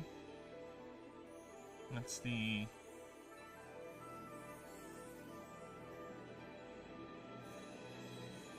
default. God, the sleepiness is returning. I need to get to the thinking part. Choose a fixer. Adriana sells stealth, ingenuity related gear, consumables, and non-lethal weapons. The fixer sells strength-related gear and not NPC bypass. Check consumables, weapons. Smiler sells wits-related gear, potions, and other that helps deal with NPCs and more, and morale-related items. Igneous sells arcane-related items, feature marks, and arcane check consumables. Note: you can contact your fixer at any time while you re-roll the rolls once per run. If you can do a quick crime check.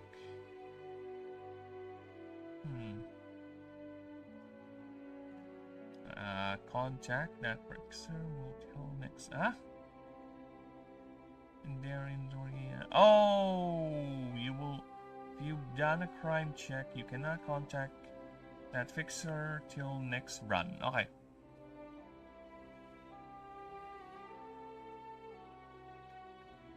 Oh, fuck! Again. Take a nap first before you fucking start a stream.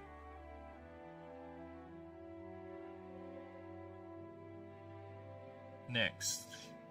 Here at the rendezvous, this character chooses an high arc and gains their bonus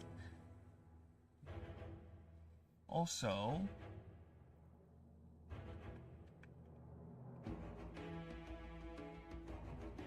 character gets an immediate access to Hierarch's mission track. Also, the item called Ashen Ship, Tier 5, key item, charge 1.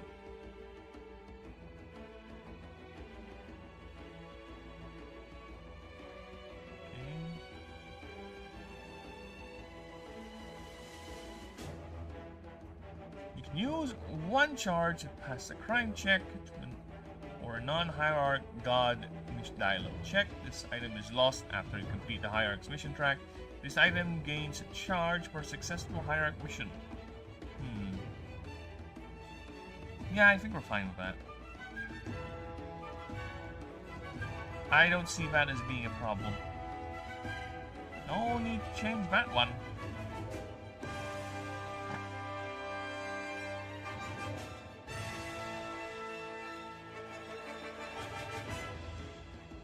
I'm in. This character gets the perk Tech Savant plus then Ingenuity and/or Arcane for non-NPC stat checks. So it's a modifier. Modifier.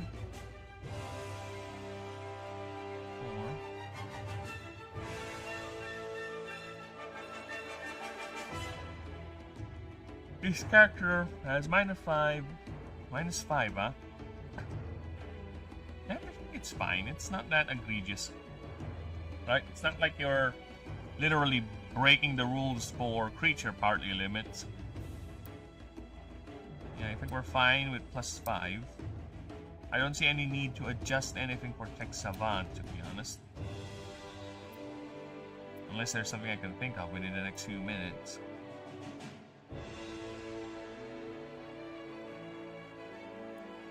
Okay.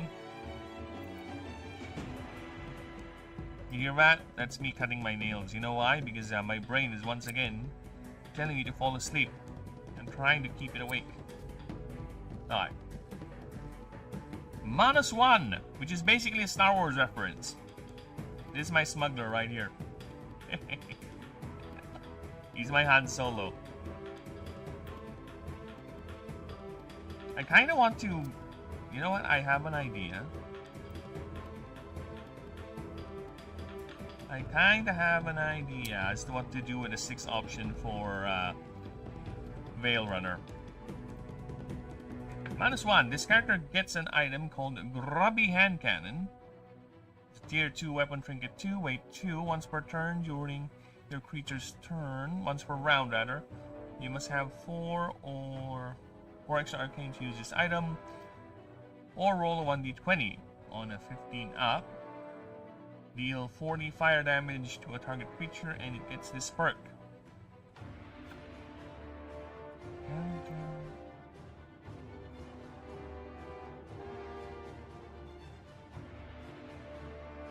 Alright.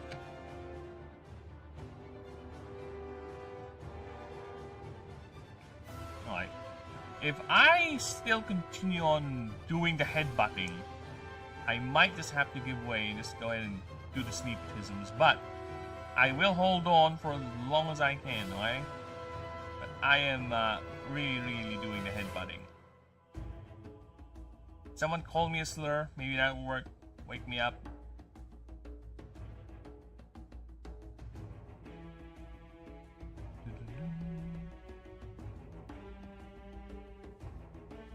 Fucking hell, really? All I wanted to do was to highlight this so I can put back. Keep missing because every time I try to do it, my eyes would close up. Ah! We got.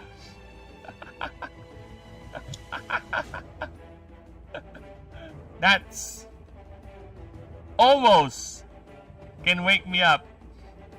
Piga, what's up, my pigas? Yo yo yo, yo yo yo, Wiggers!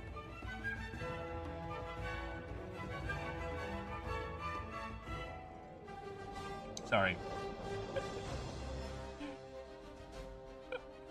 We pigging now. We pigging now in the house, boy. Alright, fucking ads. Fuck off. Alright, let me just check the... I think the Halo ambience is almost running out.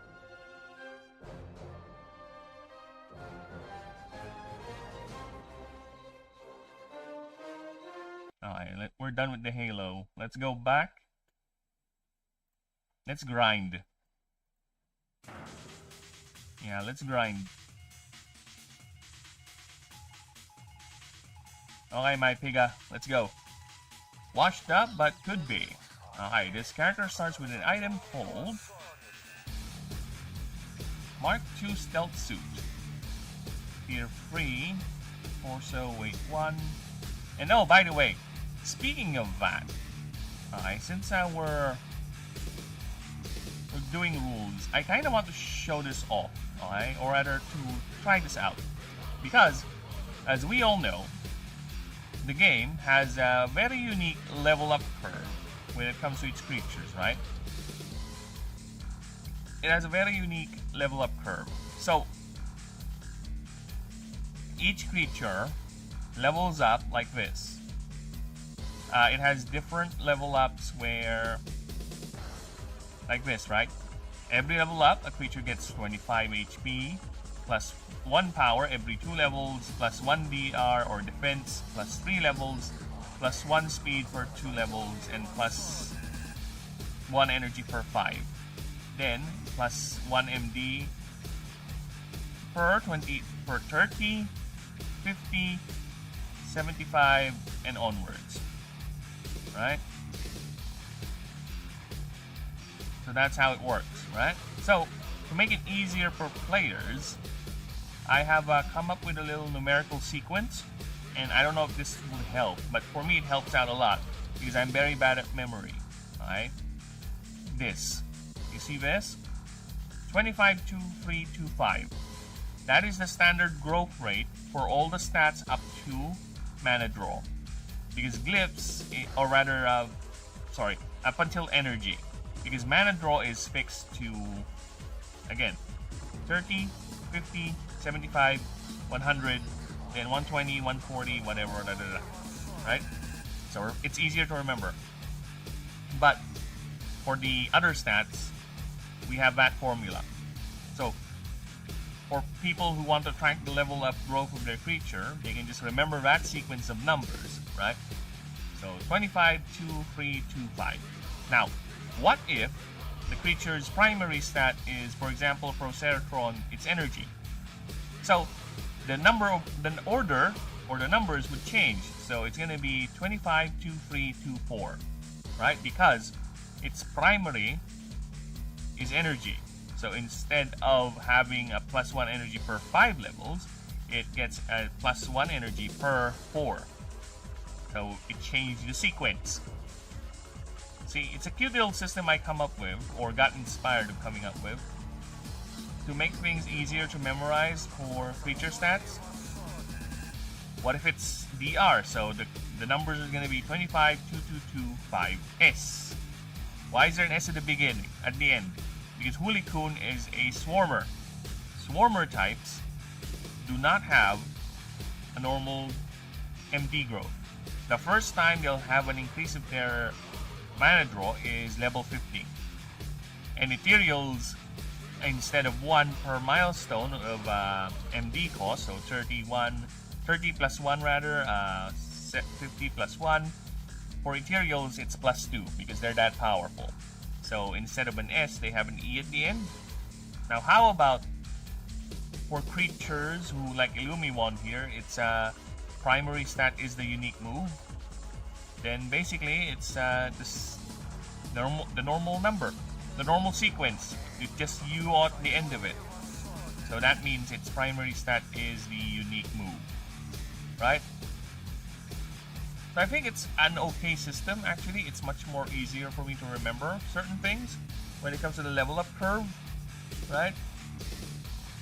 It helps out a lot. I also developed a quick computation for speed, so people would kind of get the idea of speed easier without having to go through the rules, like the whole wall of text. It's just a simple equation. So yeah, That's another thing I have been doing with the rule set, is making things a little bit easier to understand, especially if you're not that familiar with the system, right? So hopefully that will help.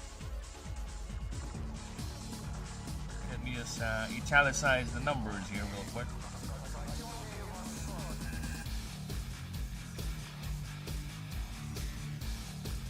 The fuck?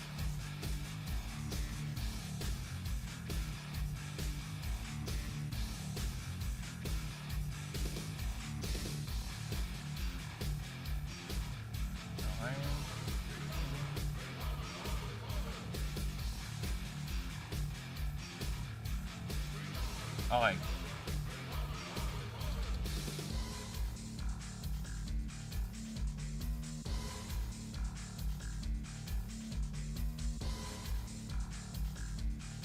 So let's see what this what does this do, and should I change it? Character starts with an item called Worn Mark II Stealth Suit. It's a tier 3 torso, weight 1. You may lose 1 arcane, so this would be violet. 1 arcane to get plus 2 ingenuity per arcane spent. Max 8. So you get max 16 plus ingenuity stat. Roll a 1d20. On a 15 up, this item can be used in a hub. So this needs to come first.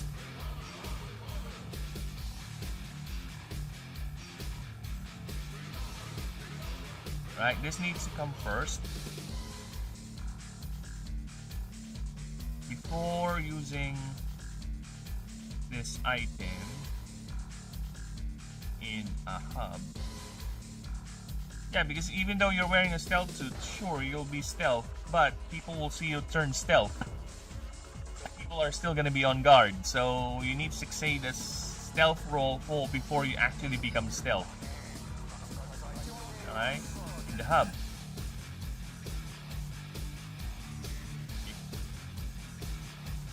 You may lose 1 arcane to get... Okay. Arcane stat. On a 20, you do not need to do a crime check.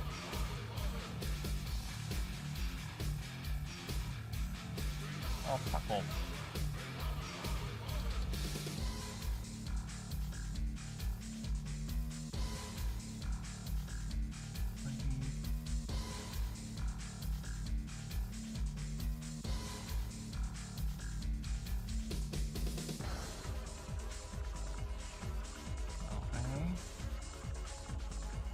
Okay, so the roll comes first. Okay. Oh shit. Fuck, wrong. Wait, why is wait? Oh fuck, I'm getting confused. Dude, I'm getting confused. I thought the stealth suit. This is not the stealth. This is the stealth suit right here. Idiot. On the 20. Okay. That's the stealth suit. Alright. Again. Before using this item, roll a 1d20. On a 15 up, this item can be used in a hub. On a 20, you do not need to do a crime check to pass a pickpocket.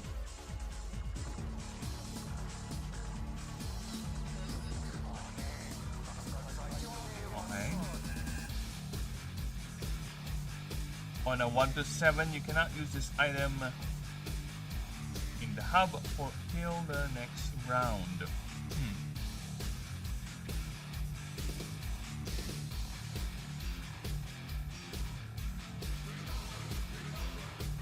You may lose 1 arcane to get plus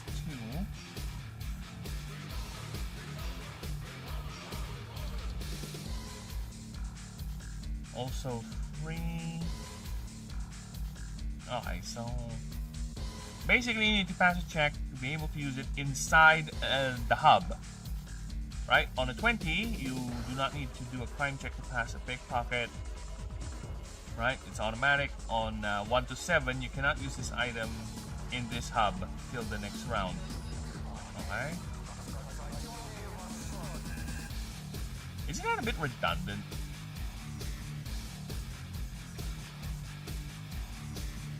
Yeah, I think it's a bit redundant. Because 15 already says 15 up here. 15 to 19 actually. 15 to 19. So 1 to 7 needs to be something different.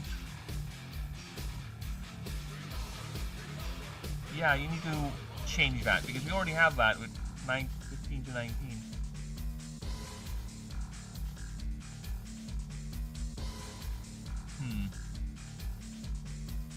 I'm gonna change this to 12.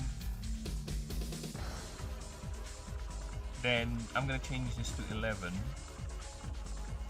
Oh no. On a 1. No, on a 1. On a, fuck!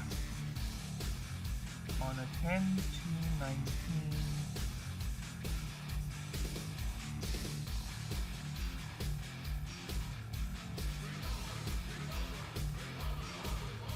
Uh, 1 to 10? I think that's enough, right? That's fine. 2 to 11. 11. You need to pass a crime check. No. Oh, okay.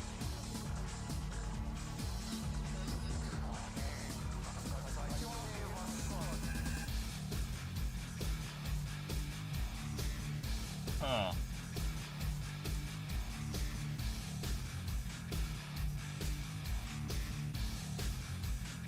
I guess it's, you know what? Yeah, it's not redundant. Actually, I just realized that you can't use this item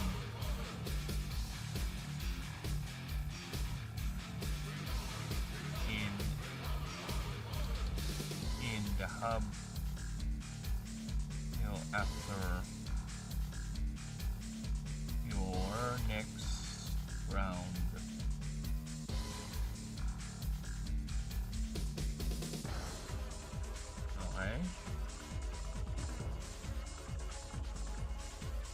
Then the 1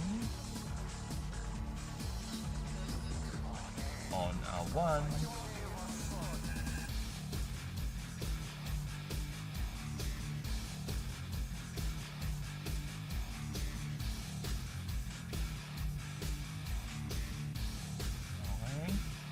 on a 1, this item is per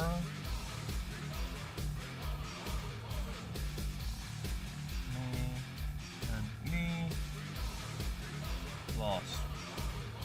There you go.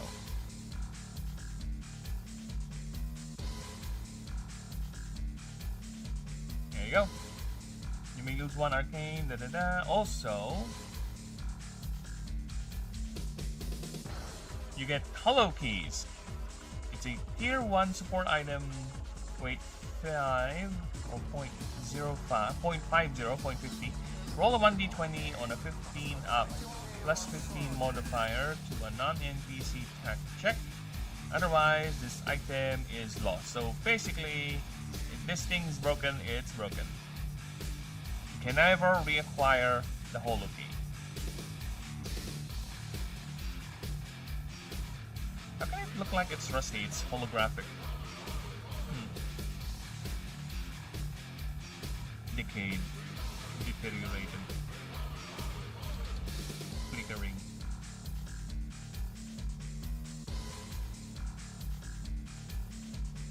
Okay.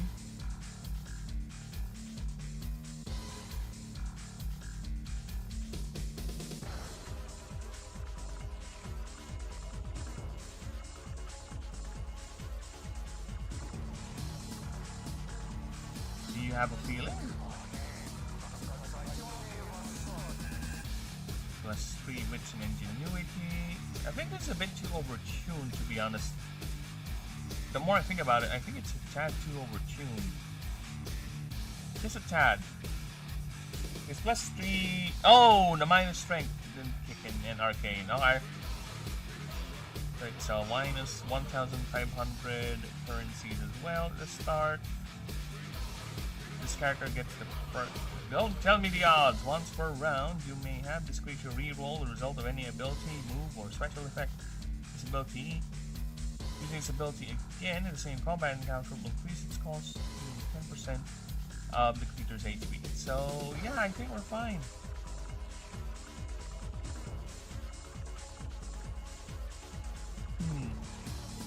Now, don't tell me the odds. Let's see what it does.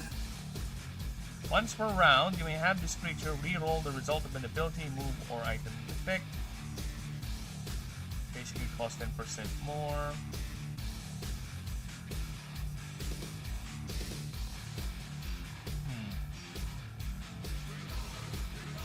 But chooses 10% of its HP. Okay. Of its current HP? Okay. It's not that bad, especially if you use it on a low-level creature. Now, with that in mind, I kind of want to shift it to a flat amount damage, but if I do that, it's gonna be useless by the end game hits. I think it's fine if it's more forgiving on the earlier ranks, to be honest. Yeah, we'll do that.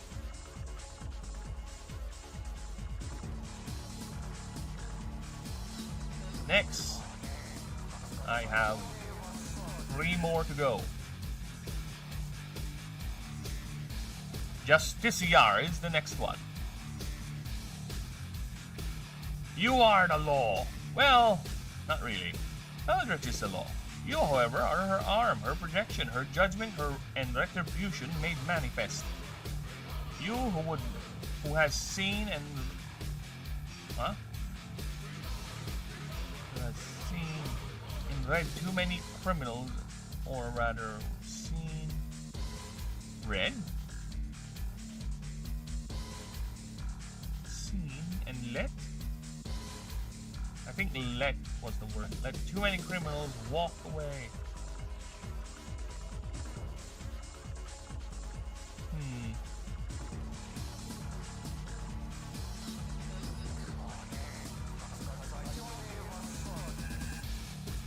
You who has seen too many criminals. I don't think there's nothing. Too many criminals walking away from the real and physical consequences of the law. How long have you fought to produce justice only to be beaten by the sheer weight of unfairness and loopholes? Years you spent in the constabulary seeing smiling handshakes with your chief, those dinner parties and donations to your department, every bit made you turn your stomach in disgust. How many times you cold parade as criminals and raiders pillaged and abused your family? No answer came. For that, answer came as you closed their eyes forever. This is you, the one who said no more dereliction, no more corruption. There will be the last innocent eyes you will ever close. And unlike those who foolishly took the things on their back, you vow that Bellatrix is not. Oh my god.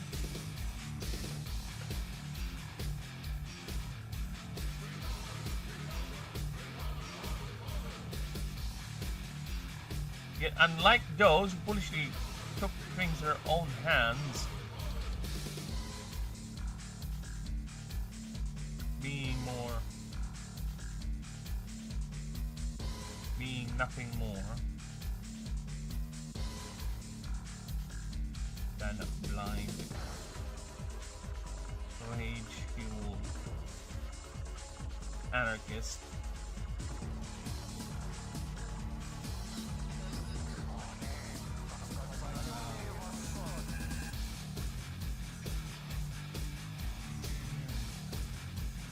Being nothing more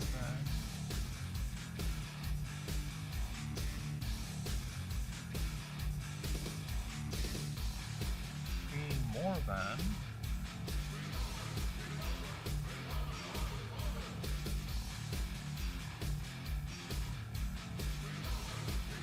nothing more than petty criminals.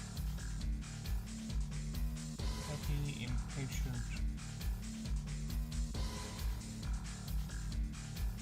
and impertinent criminal.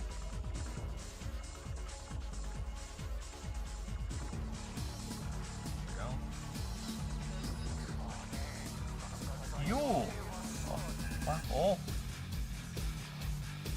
I hate that every fucking time there's an ad.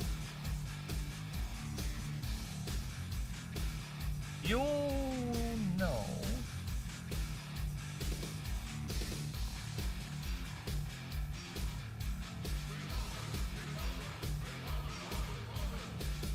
You know that Bellatrix is not just a goddess of justice, she is also the goddess of vengeance. They are shield and sword. She wields them with impunity.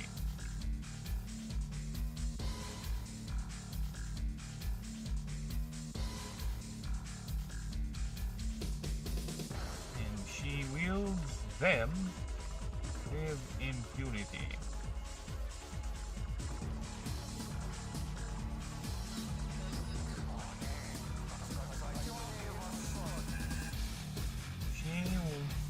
Down the hammer.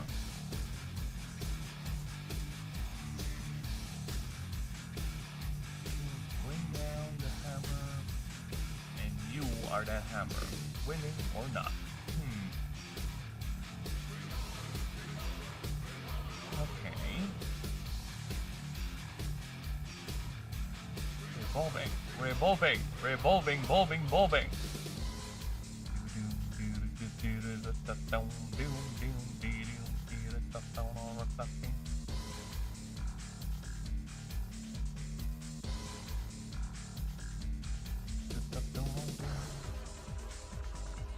Oh shit.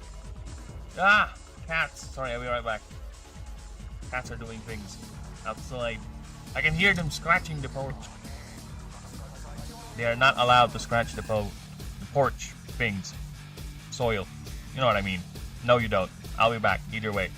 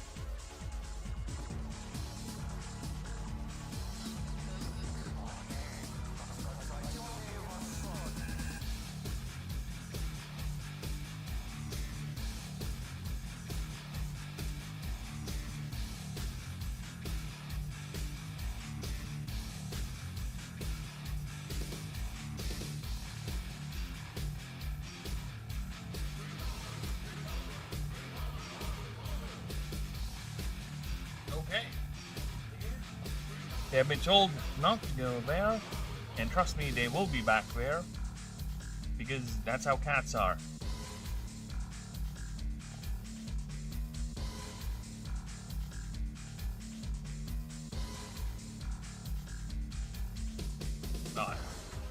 I want to read it again, just to make sure, because, to be honest with you, I was half somewhere while I was reading it.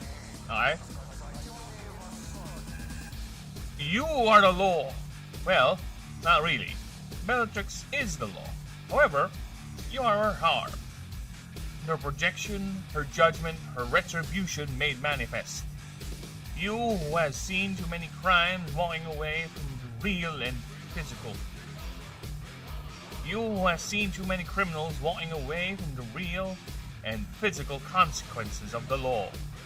How long have you fought to produce justice only to be beaten by the sheer weight of unfairness and loopholes?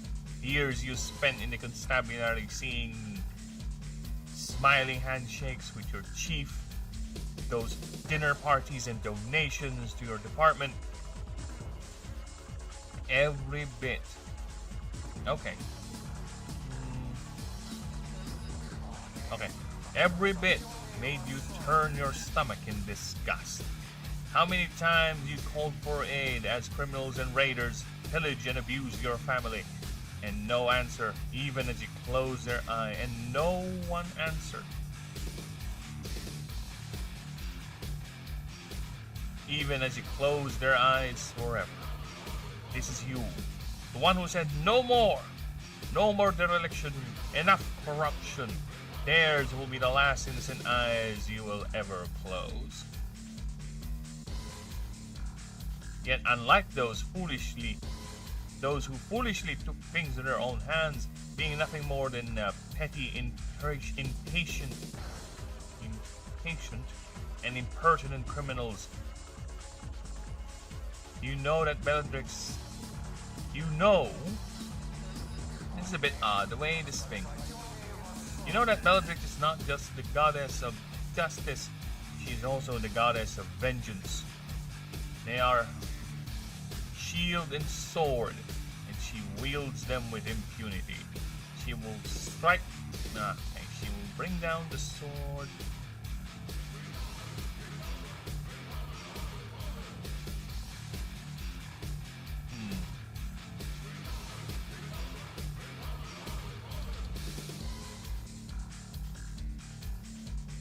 Bring down the hammer. I'm thinking maybe changing it to something sword-like, right? Because she is sword and shield. That's what I said.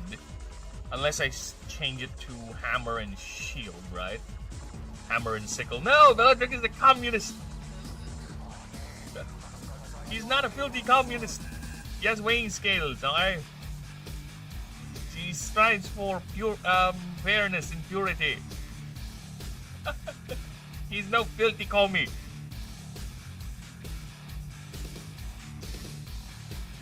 Okay, she will. I need sword movements. Words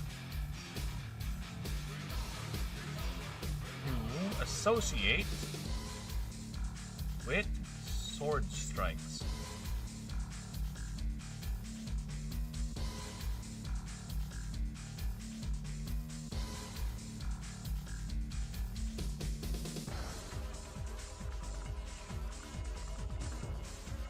He will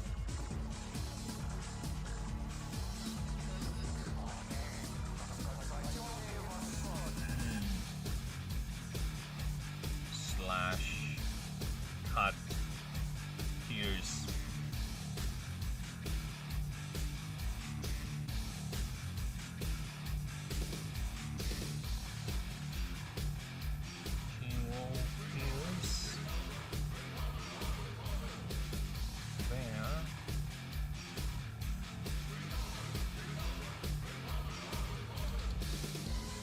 corrupted hearts. Will pierce their corrupted hearts. Not supported, corrupted. Comfort. Fuck off. Corrupt. Head. There you go. There you go.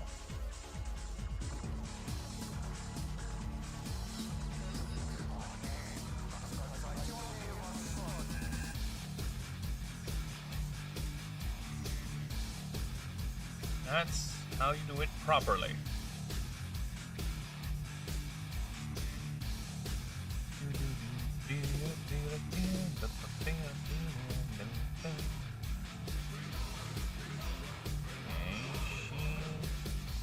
Here's their corrupted hearts, and you are that blade, and you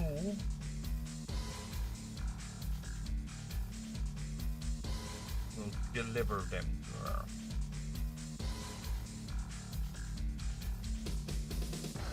Willing or not.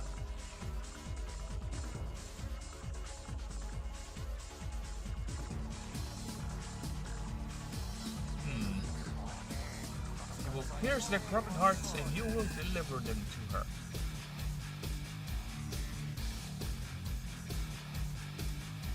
Willing or not. Now this is... It changed meaning actually.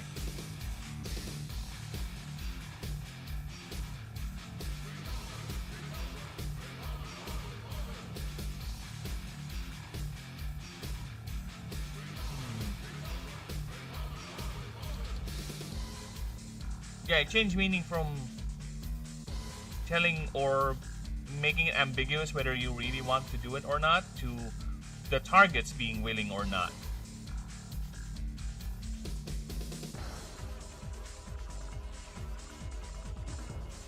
Or it could be both actually. I think it's still fine. Yeah, it still means both to be honest. Okay, we'll keep that. So, let's see what the background has. The background starts with one key item, of course, the trilogy is still here, along with 3,000 currencies, always. Government salary and everything. This character immediately has access to the bounty board and gets 25% more rewards for successful bounty. Choose a motivation. Guilt, whenever this character fails helping an NPC, minus 10 morale. Corruption, whenever this character does a crime, morale drops to 10. If applicable. If not, the next run, minus 50 of max morale. And that's a bit odd.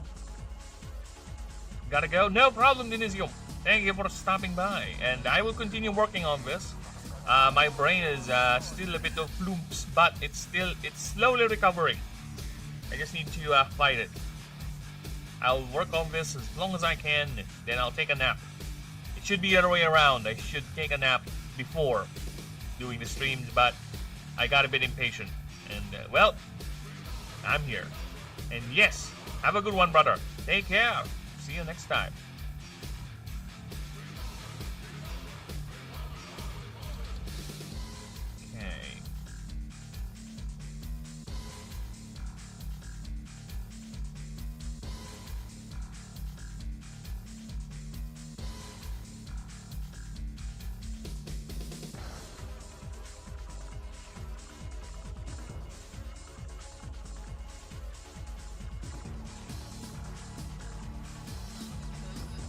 Okay, on the next morale, next minus for run tragedy. Whenever this character loses the combat scenario, minus 5 more morale.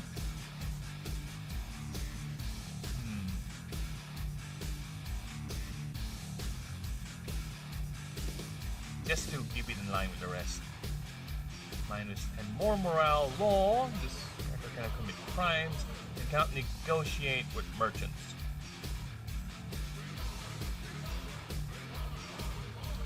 Okay.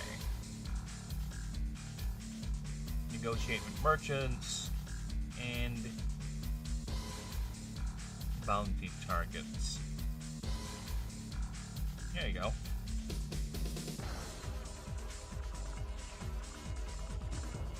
And NPC.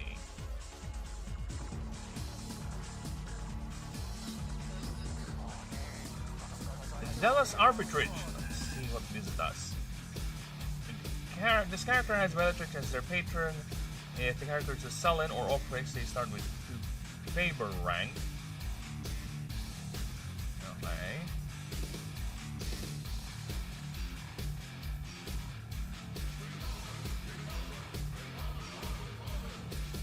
And not use any other start a patron.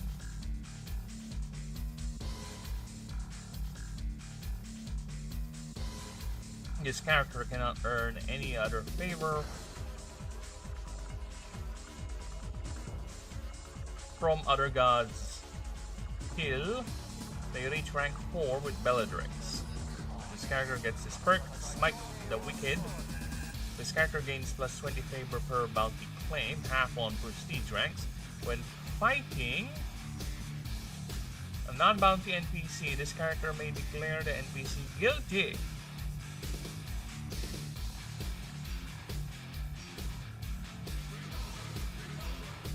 If you do, minus 100 favor. That NPC receives 50% more damage from all attacks,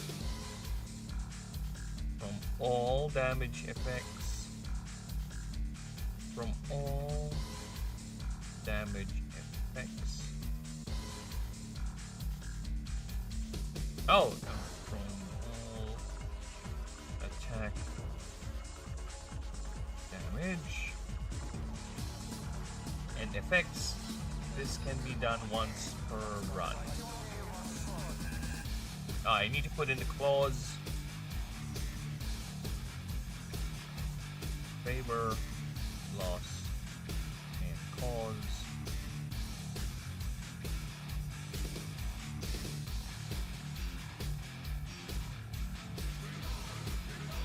Favor.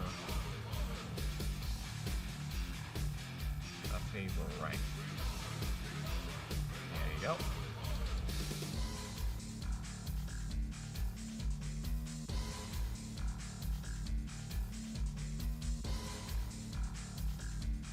Alright.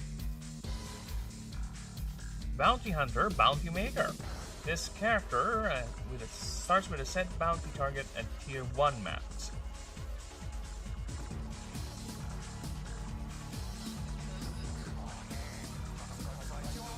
With a non-skippable bounty target. Bounty target mission on a tier 1 map. This character gets his perk, Dragging Down With Me. At the start of any expedition map, 3 combat nodes are marked as bounty targets. Start of any non-bounty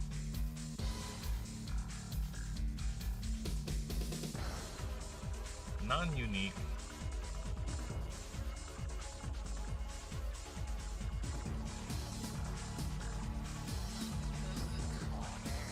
expedition maps.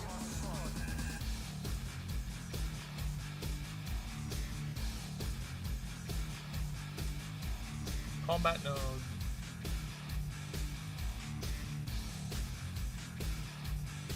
Three.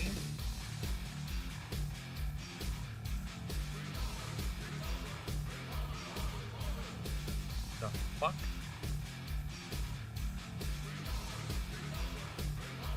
Three combat nodes are marked as bounty targets with these are considered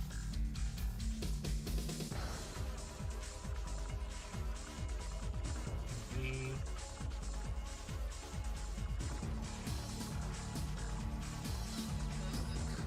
the same as any other bounty level.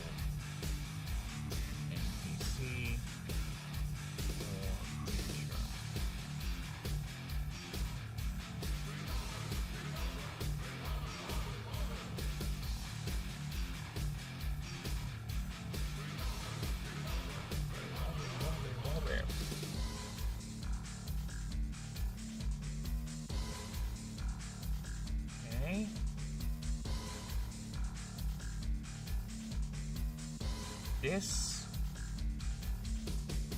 is increased by 5 on a tier to 5/8 map, 7 on chaos mode. You get 2 this one. You get 1 per node, and you get this character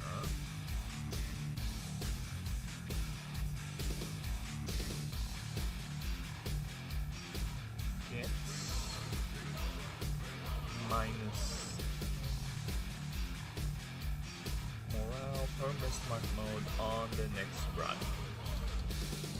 I think 5 indeed is fine.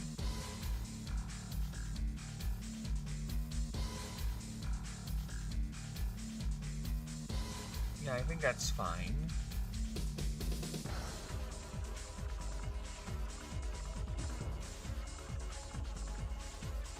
That's bonuses.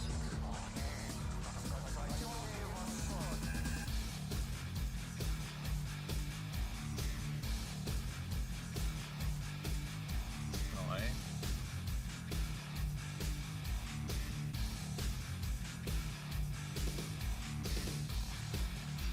Let's reduce this. Oh, fuck!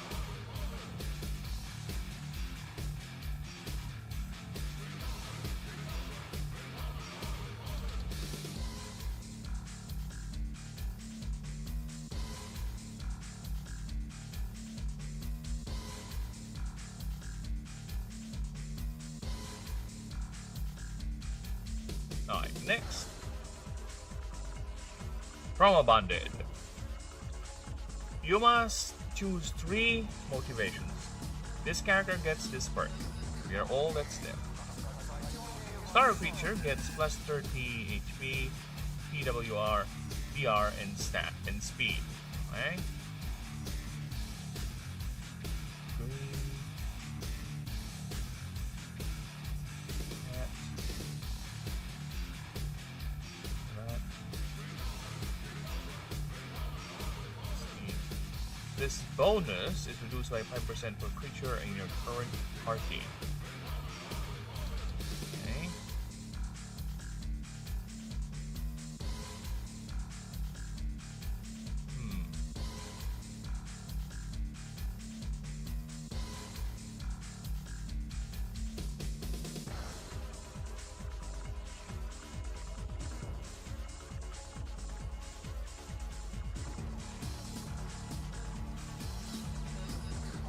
So this could be a mark, but no, it's fine.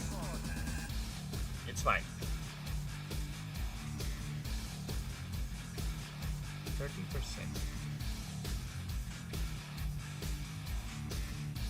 Per other creature, actually, because with this wording, it's gonna be minus 25. It's gonna count the other creature.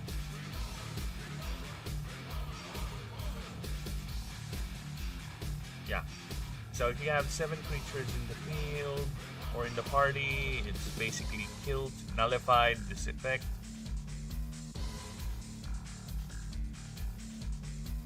Yeah.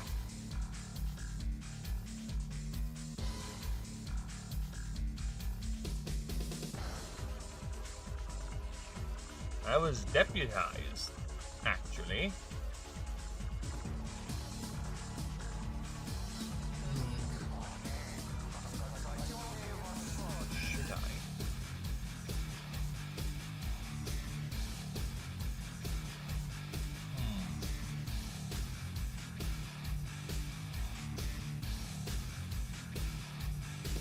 Yeah, I kinda want to do that. Where a character can use a creature to gain morale. Right?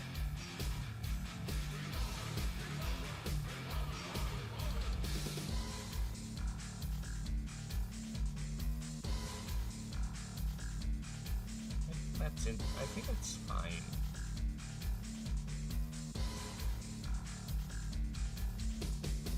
Yeah, I think that's fine.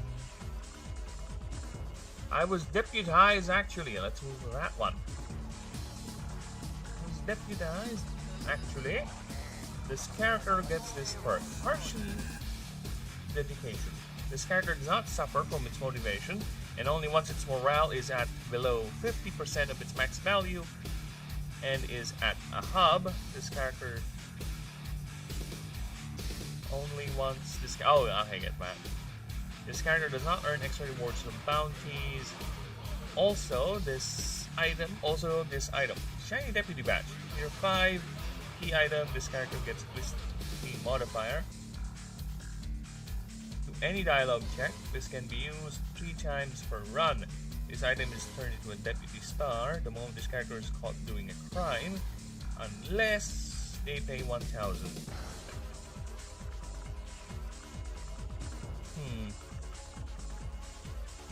Is there anything I can do to change that? I think that's... Yeah, this one is okay already. Nothing to change here too.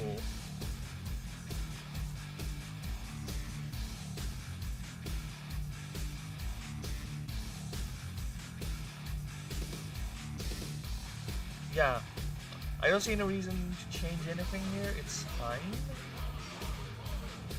Maybe this one does not suffer from its motivation debuffs. Only once its morale drop is at a hub. Yeah. Or it's at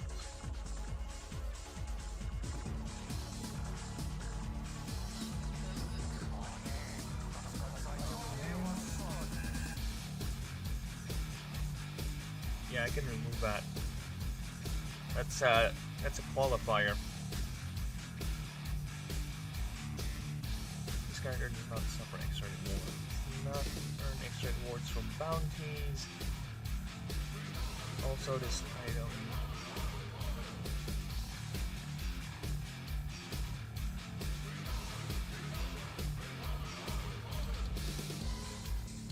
and yeah, I think we're fine.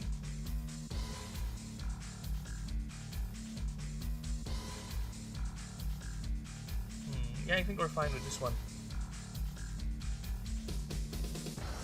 Unless they pay an extra 1,000. Yeah, I think we're fine.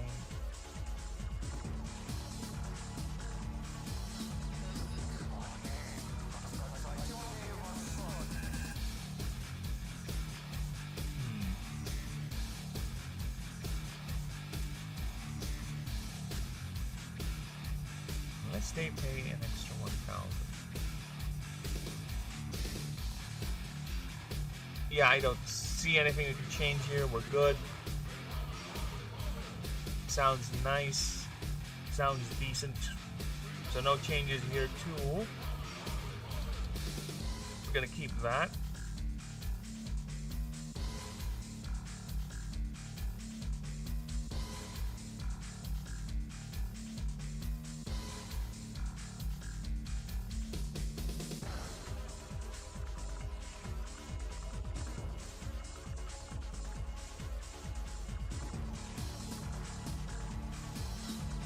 Empowering Past. This character gets this perk, the Ghost Auril. Every time this character fails its trauma check, or rather, I need to change that. Each time this character suffers,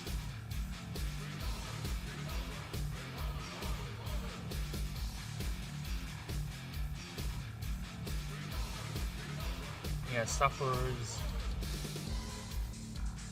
its motivation failure.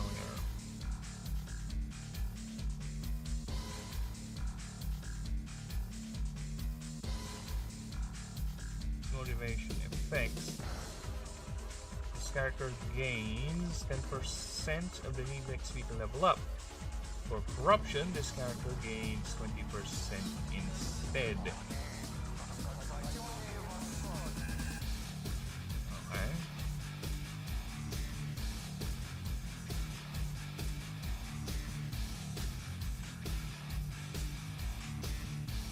for low characters, they get this perk instead. I make Ghost. Every 10 non-hub NPCs defeated, they get a special bounty. I am coming. No, this is difficult fight. If the character is not finished this in 3 runs, the fight is forced the NPC. Okay, but you get 5% more rewards and a random tier 4 item.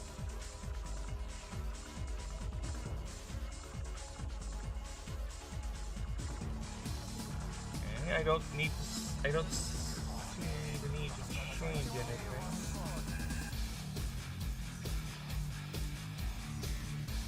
Yeah, I don't see the need to change anything with that. Okay. Now, what would be the 6th option? If I were a ranger, what would be the 6th option for me? I mean, if I were just this CR, what would be the 6th option? Now, what is another law theme? What are the blurb? What does the blurb say?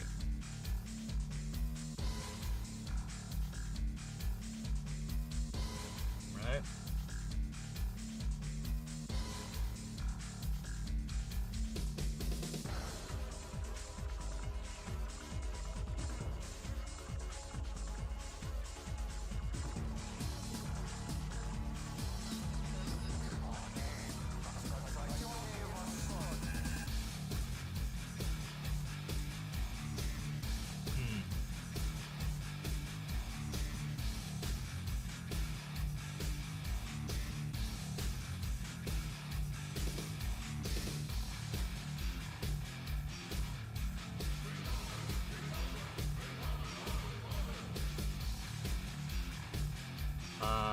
Uncompromising.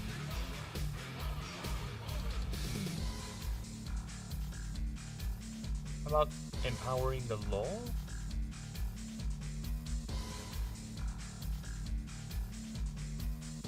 Or how about we play around the idea of the divine retribution? Or just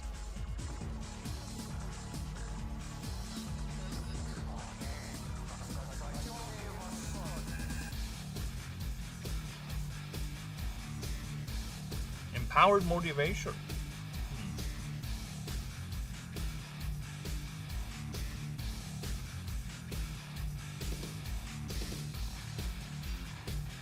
Empowered motivation.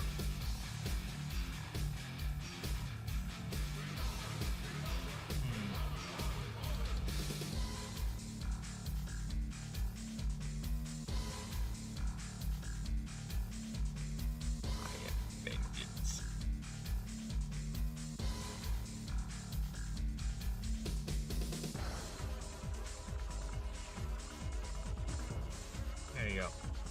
I am vengeance. It's gonna be like Batman with this one. You all seen a bit. Alright. This character.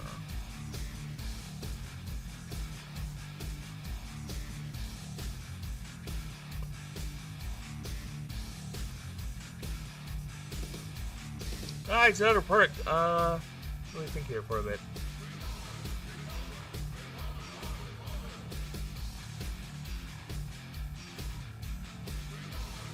Bobby.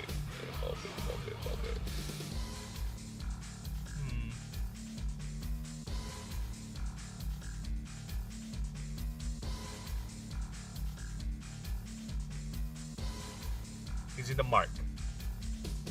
It doesn't make sense if it's a mark.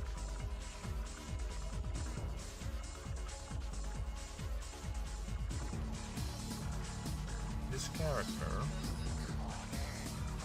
gains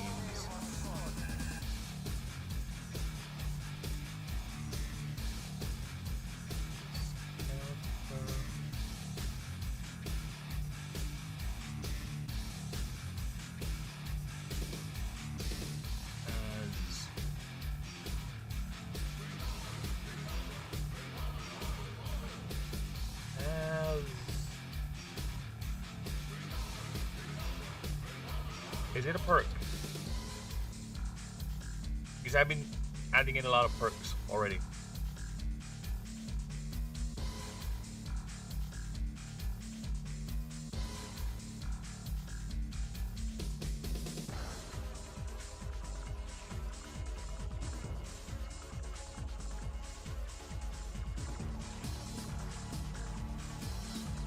Whenever this character suffers a defeat. That's the idea. It comes back after a defeat. Like, no more. Yeah. This character gets this perk. Unfortunately, it's another perk.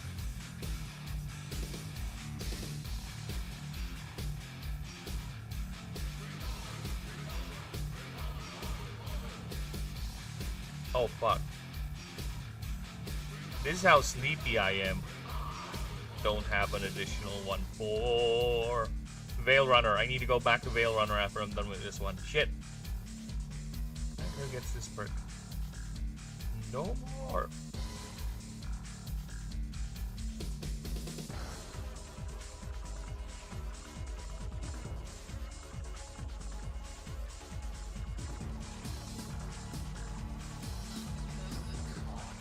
No more. Whenever this character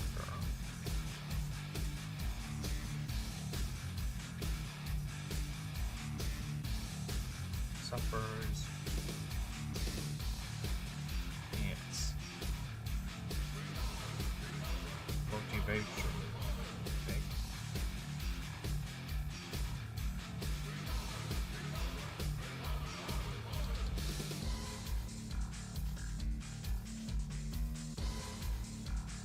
Creatures in this character's party gain plus 5 stats except MD.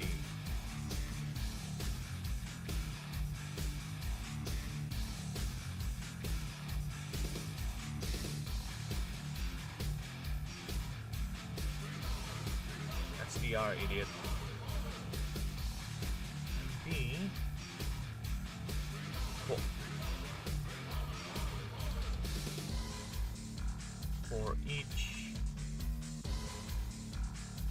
instance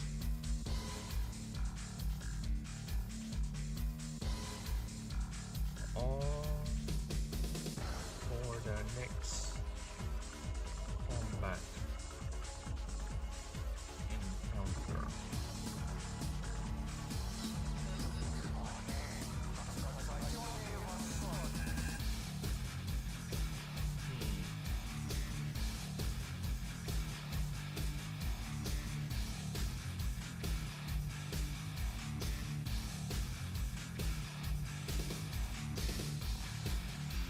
For law characters,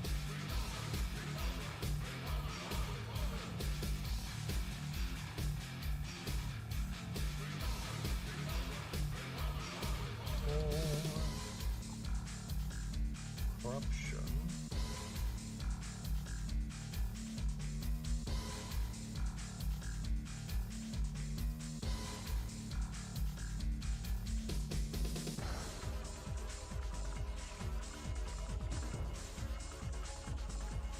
for corruption,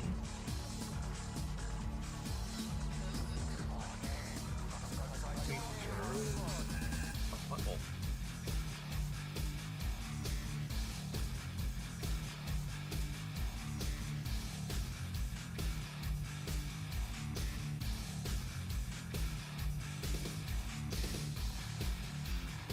It does not lose morale.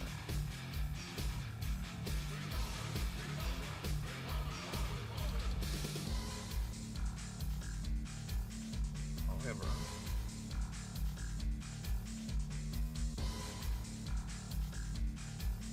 creatures in your party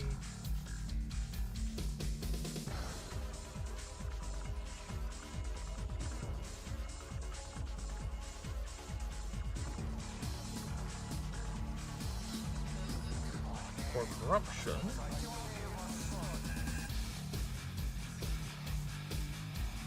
Morale.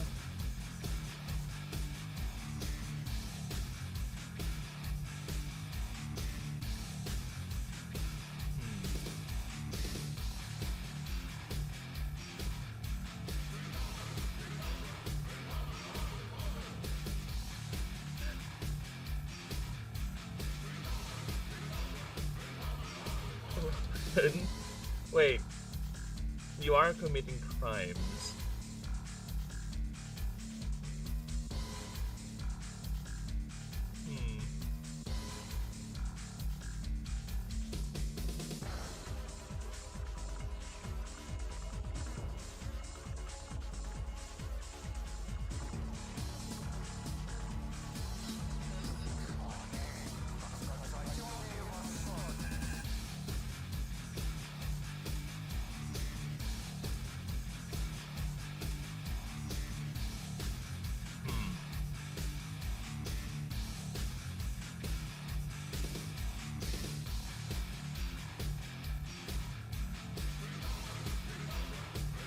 Yeah, because it's... Ah, shit. Because it doesn't make sense for corruption, because corruption, whenever you commit crime... So you're going to tell me it needs to commit crime every time? So yeah, the theme does not make sense.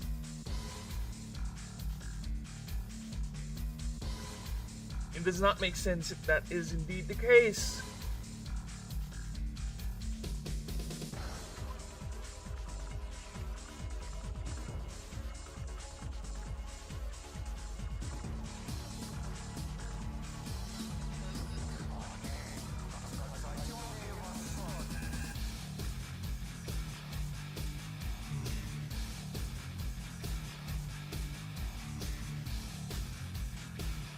Does not lose morale.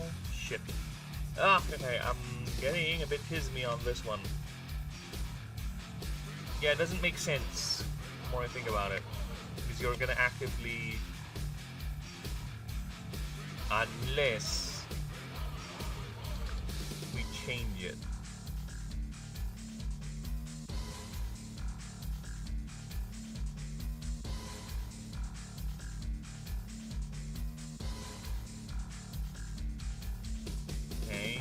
Change it.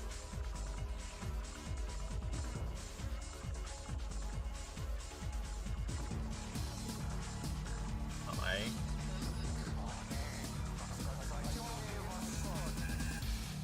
This character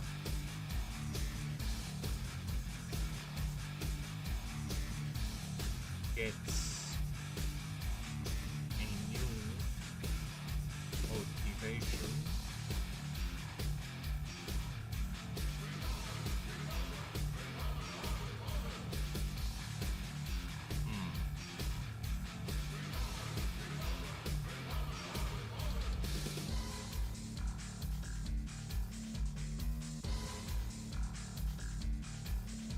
Buried outward.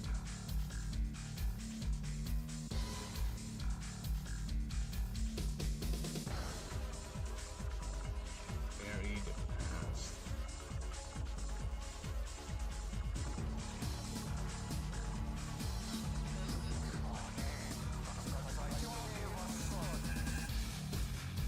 Outward.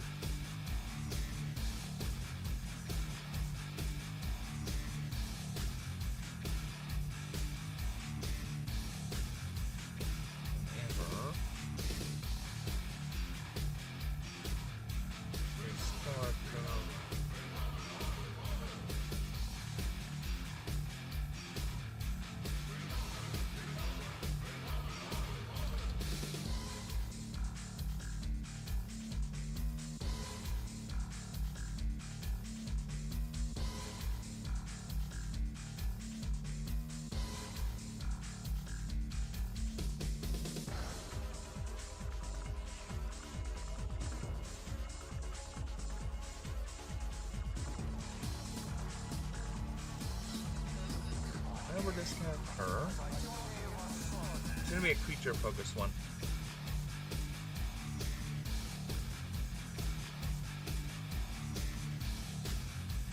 Gets a creature. Oh, whenever whenever a creature in this character's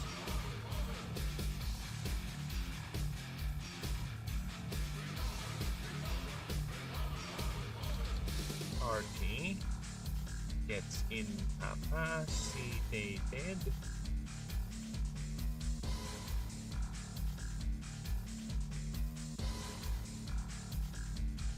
this character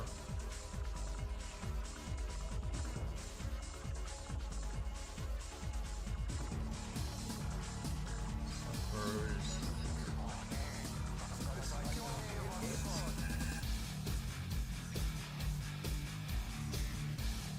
-3 more morale.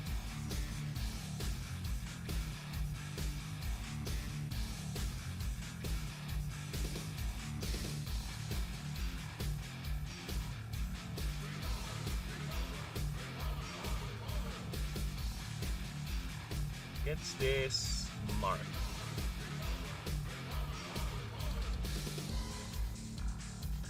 Okay.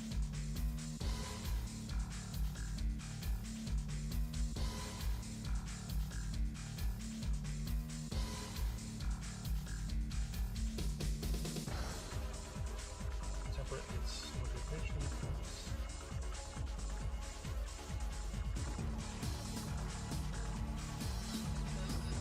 Motivation effects. This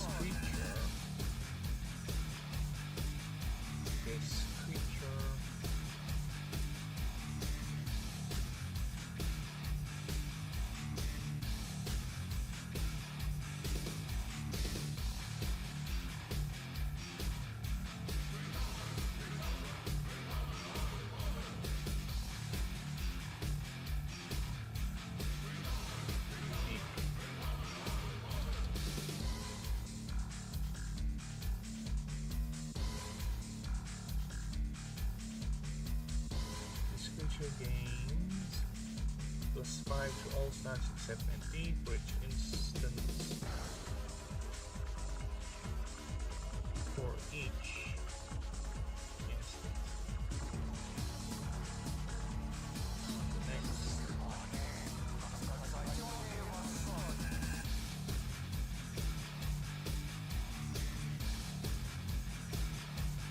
Okay.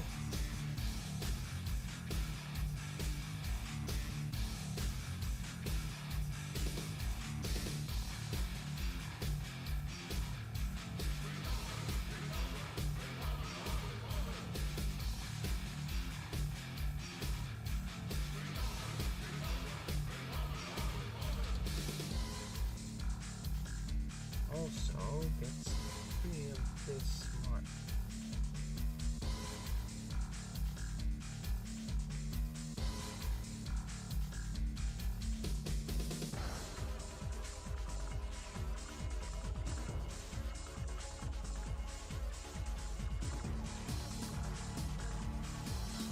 Each actor gains new motivation, bearing upward whenever the feature this character's party gets incapacitated. This character gets 3 more morale.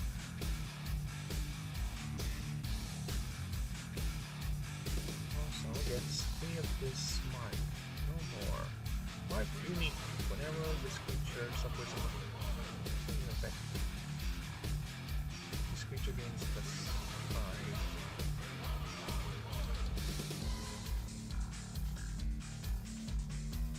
The next combat encounter.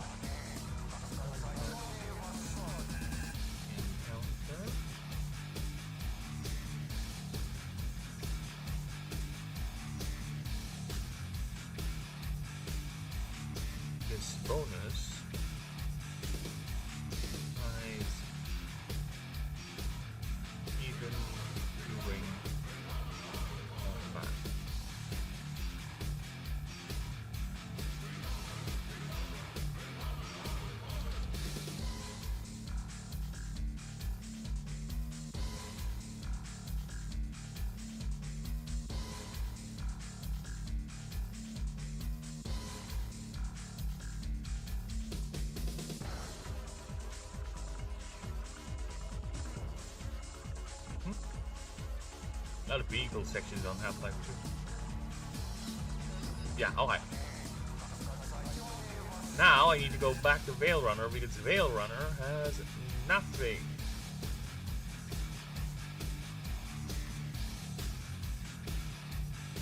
Don't tell me the odds. Once per round, you may have this creature re-roll the result of any ability or effect it used. Using this ability again for the same combat encounter.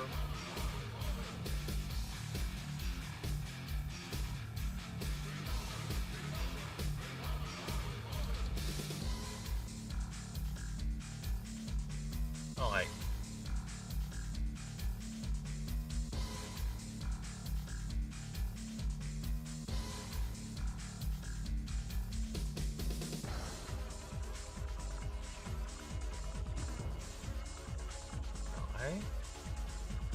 I forgot about Veil Runner. I'm sorry. This is what happens when you're sleepytism. Now I'm not sleepytism. I'm good. I'm awake. I'm happy, alive, awake. I'm enthusiastic. I'm happy, alive, awake, enthusiastic. I'm happy, alive, awake, enthusiastic. It's the song we sing here with the youngins.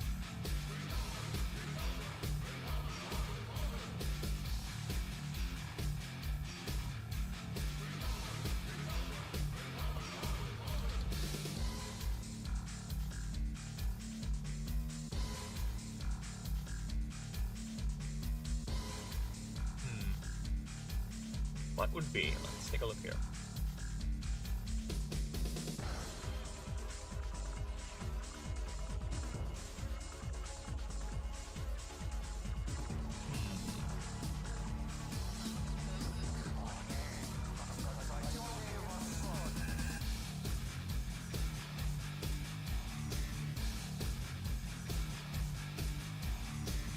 Yeah, I can do that.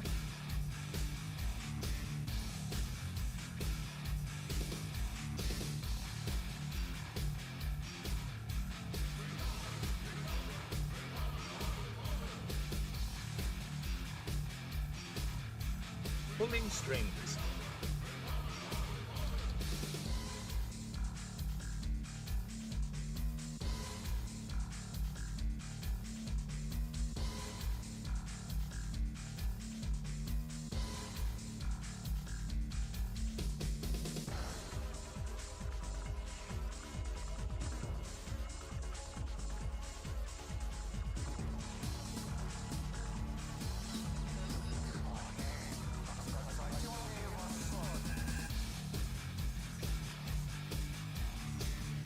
Pulling strings.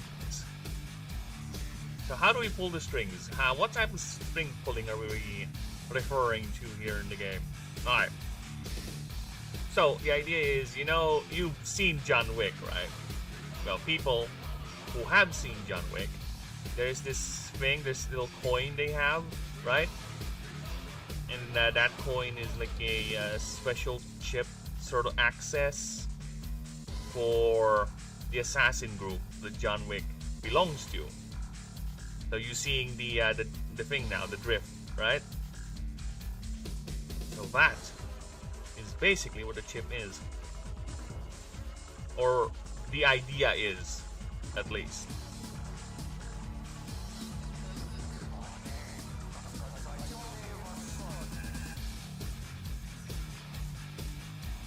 Okay, so this character.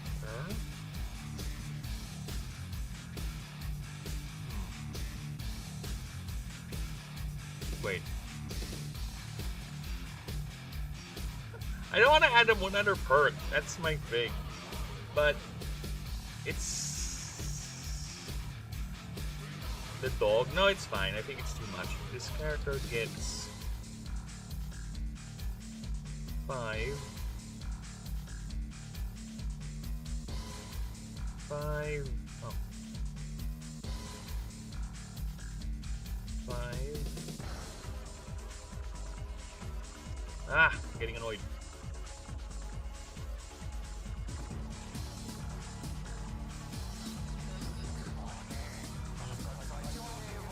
My days are numbered, so to speak.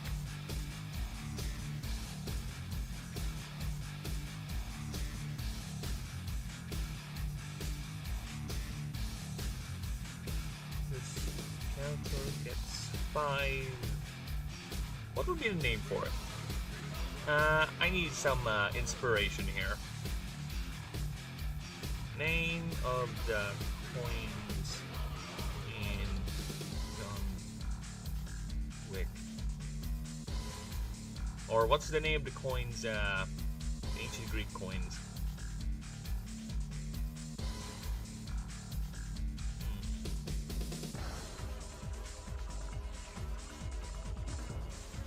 Coins of the afterlife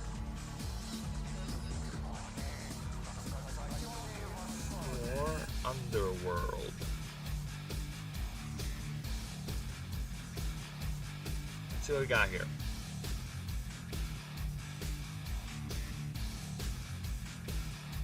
Counts, ovals.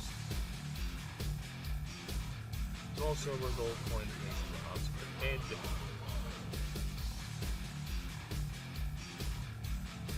Ah.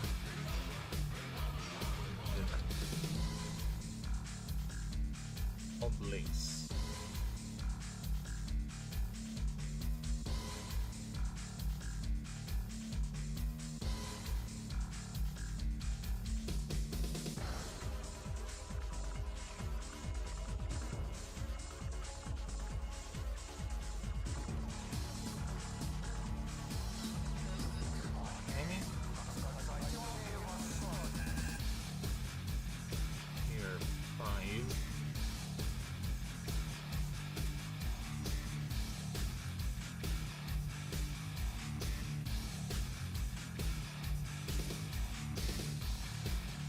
Tier 5, it's a currency item.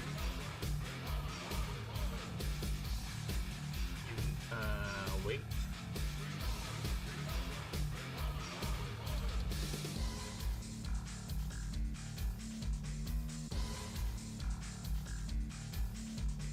Should be a weight. It's just a coin. It's a heavy coin.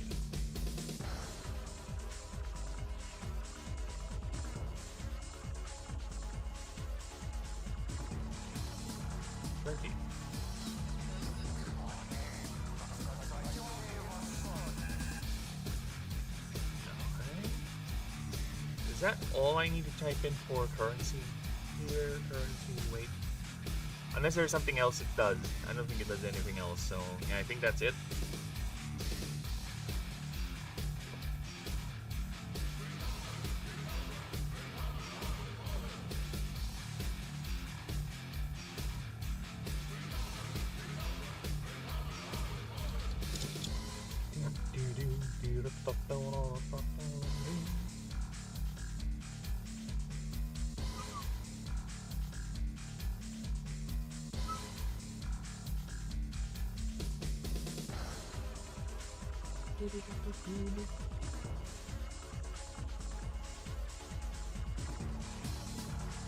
Okay.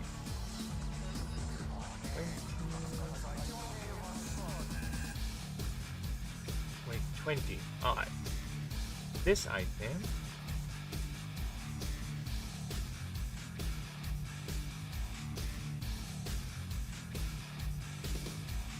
can be sold only at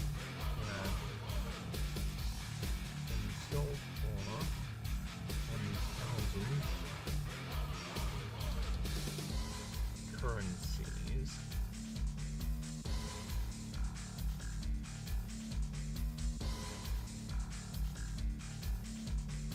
$5,000 currencies is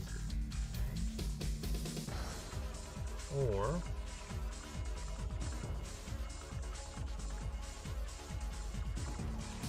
how are we gonna do this? How are we gonna simulate this? It's a favor thing.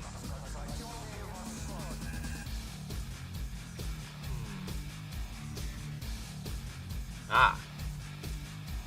You may use this item to mitigate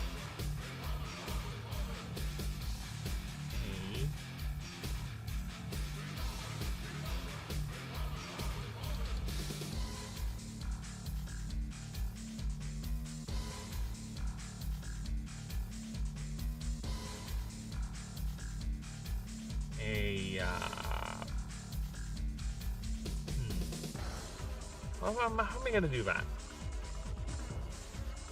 Mitigate a crime check.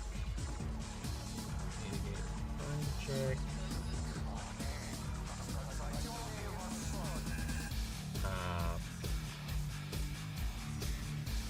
Auto pass. A none. God. Dialogue check.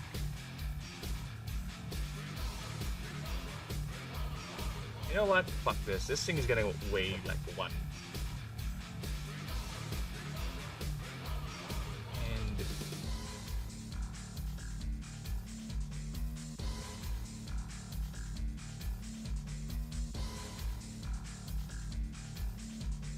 And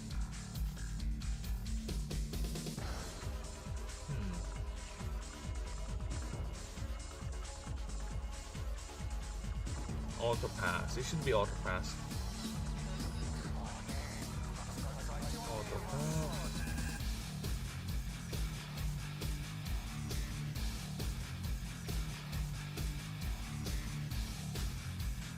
Dialogue.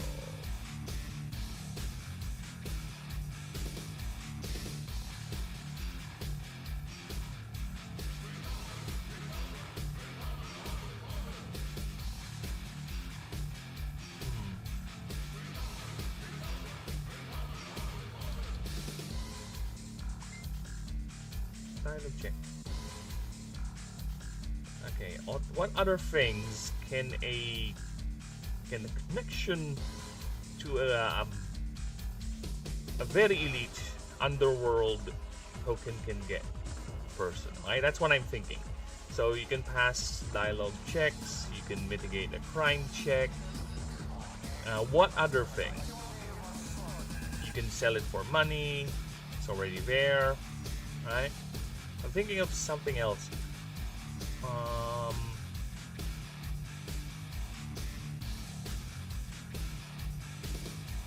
Get 1 free item. It's kind of like the same with the currency thing, right? It's the same with the currency reward. If I'm gonna do it, I'm just gonna say it's a currency reward. But then again, having a free item is okay.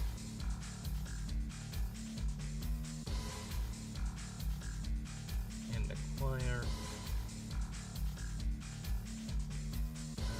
item for free.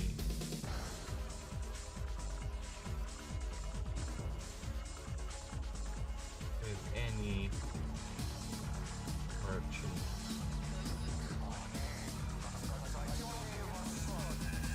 Let's see. Alright. There you go. Okay. I think this is fine. Now let's double check it. Let's reread the thing, right?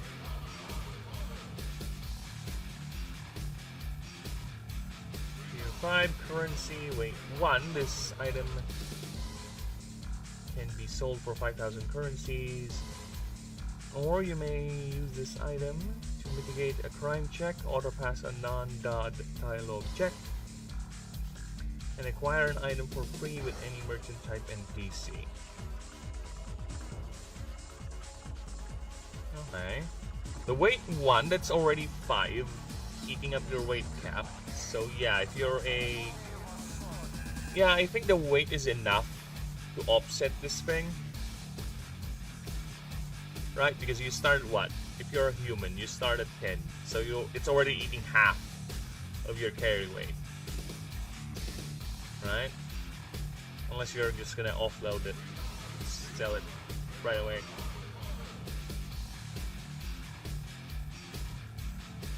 Yeah.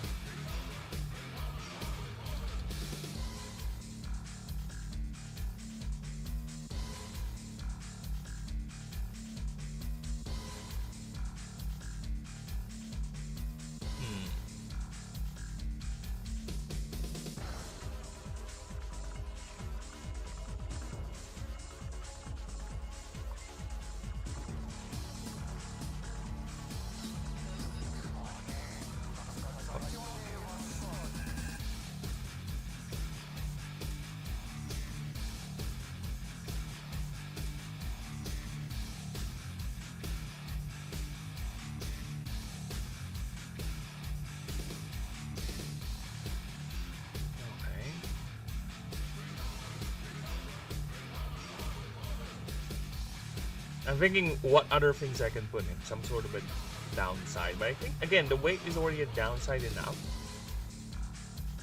Right?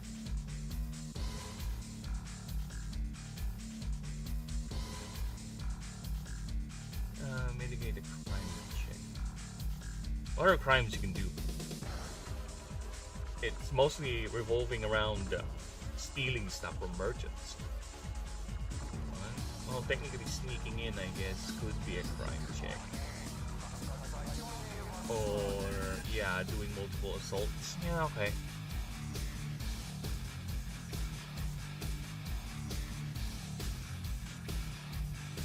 So we are vengeance. Next is Ranger. So down to 2. We are down to 2 people.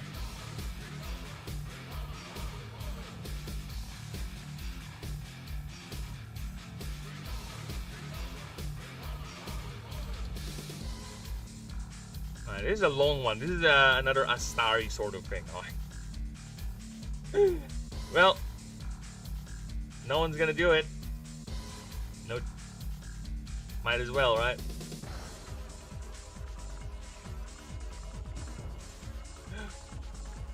Now let's look at a Ranger. Ranger. Ashen is a world.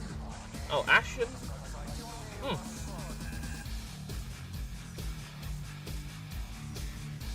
Where? Ashen is a world where, despite its modern trappings, is mostly unclaimed and untapped nature. Whether because of the countless wars and crises that engulfed the world in the past 2,000 years,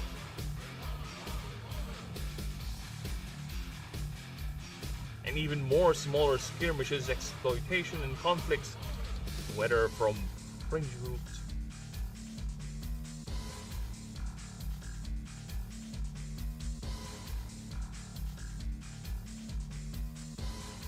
with even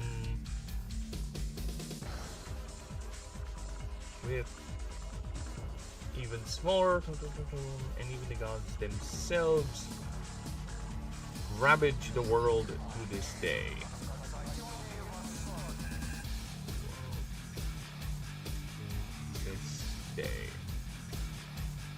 Alright. Skirmishes, exploitation, conflicts, whether from fringe groups, separatists, criminals, corrupt corporations, and even the gods themselves ravage the world to this day. The world is always a crucible of small and utterly world-devastating events, and regardless of reason and cause, it's always the wilds and creatures, the regular animals that suffers. It is you who belong to the many orders of Rangers of Ashen. Your job is to protect all that dwell outside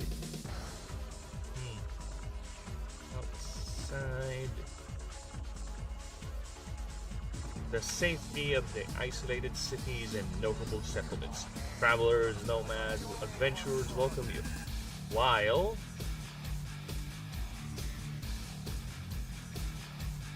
poachers, bandits, and criminals despise you. Yet, as many communities continue to spring up in the wildlands, prospectors and those wishing to start a new life founded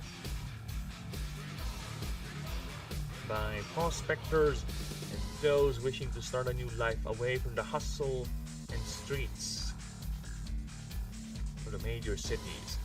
Your order is inexorably undermanned. Inexorably and perpetually undermanned.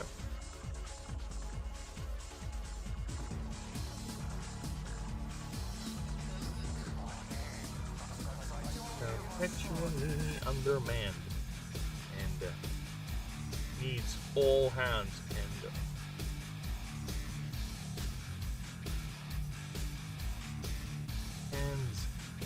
arms, legs, and even lives.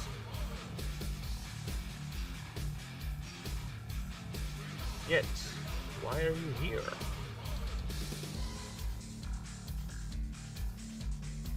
This is the blasted waste.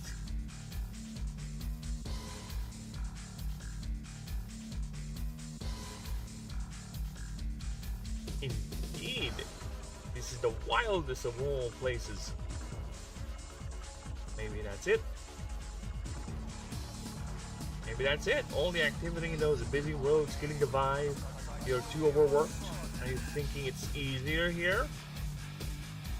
However, poachers,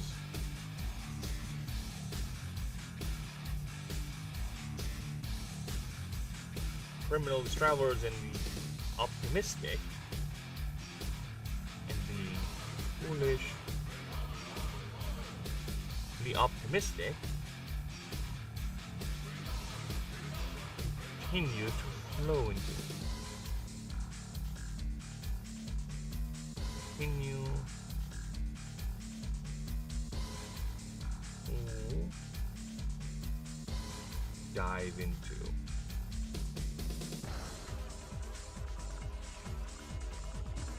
Maybe that's it.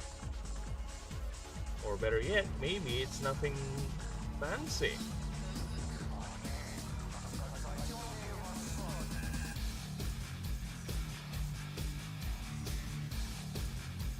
We'll always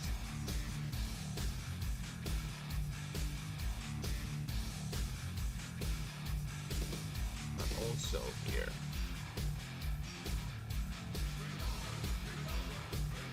Needing.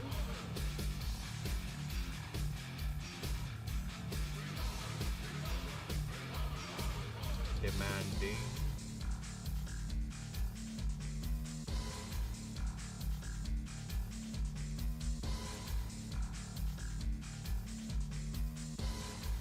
Demanding your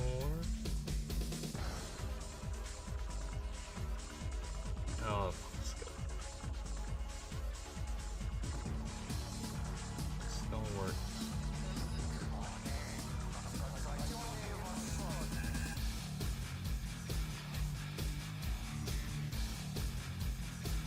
Vigilant.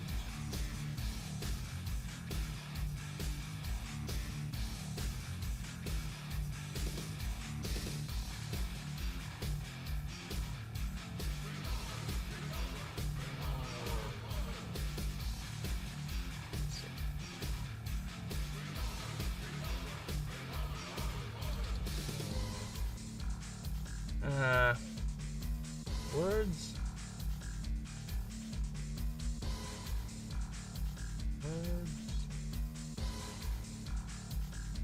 To describe a really good guardian. Come on, give me words. Vigilant. Yielding. Steadfast. That's a good one. Steadfast. That's a good one. Steadfastness. Also swarming the wilds. Swarming these wilds.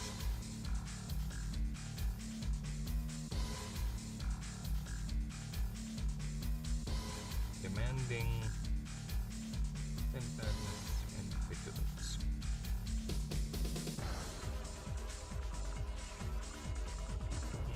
I've seen. Maybe that's it. Or maybe it's nothing fancy. You just wanted to know why these people keep coming up here. No, it's actually more personal, is it? You in search for some quarry? Or some sad attempt at redemption? Nah. It's just you want to finally earn some money. Fame? Something more carnal? Well, Ranger, you think you can master these wilds like your home? We shall see. Okay, so as a ranger, you start with the regular things. Just choose an order. You can buy the mark anytime for 25 currencies. 25,000 rather. So yes, it's not meant to be easily acquirable. Okay.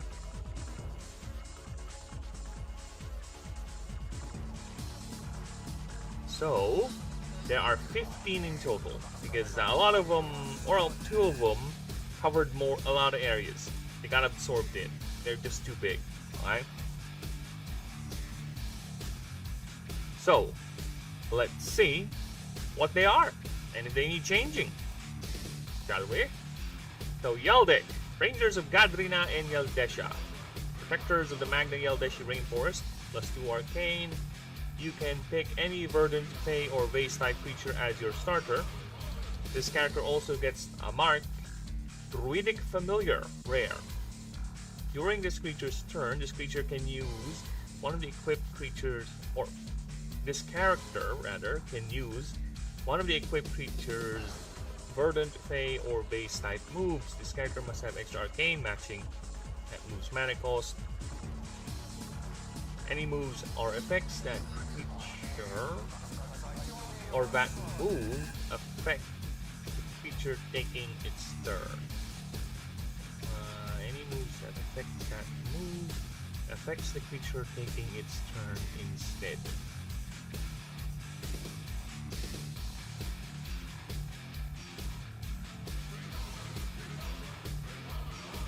Oh, there it is. This can be done once per combat. Okay. That's it. I don't need to change anything there. That's good.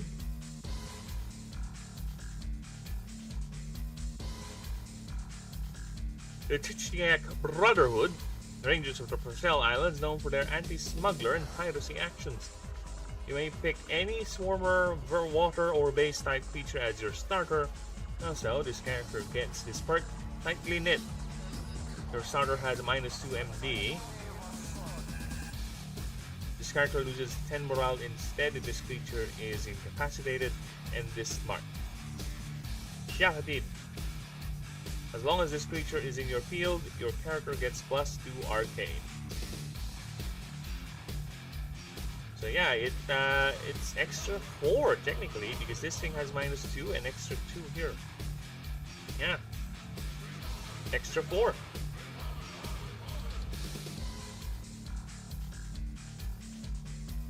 The Valley Rangers, the Rangers of Terrarion.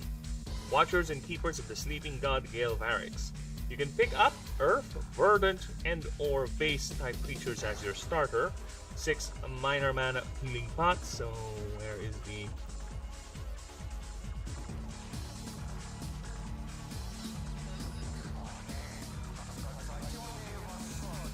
pot? This mark. Also this mark. Grover's Badge. Mark rare. This creature gains 5 XP every time it is hit by a weakness hit. This creature gets -10 less max HP. Gets hit by a weakness hit and a resistance. And if its moves are resisted.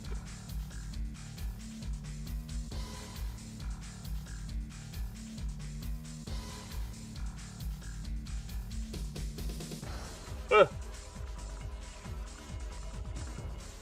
50. 25. Give it 25. Why not? You're gonna power level your creature because it's getting killed by its weakness hits anyway.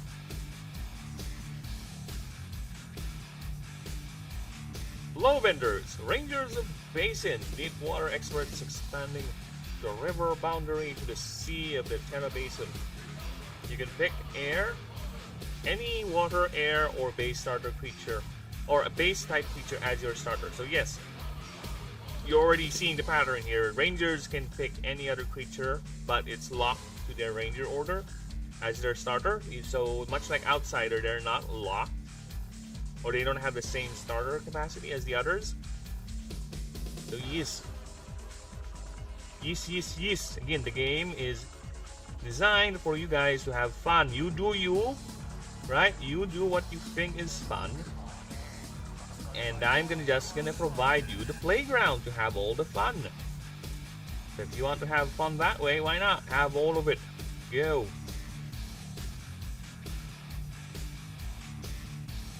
Okay, now let me just check. How is the stream doing? Stream still alive?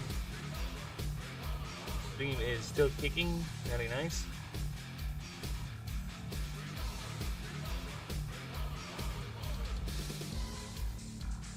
Okay, where's the...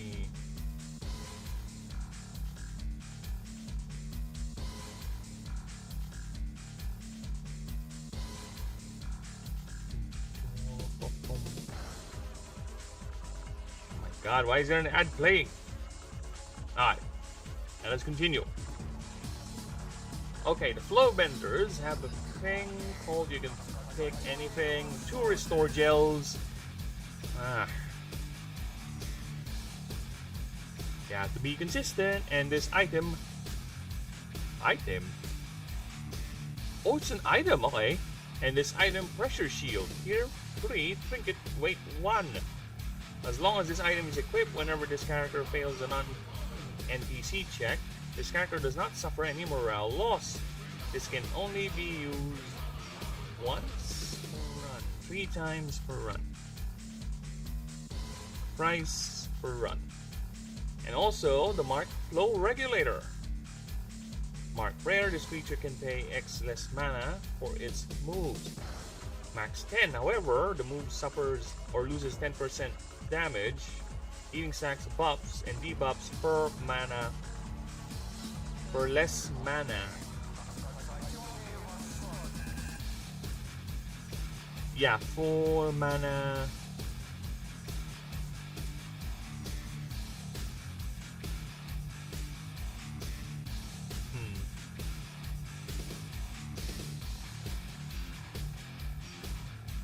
Okay. Per deducted mana. And per deducted mana cost.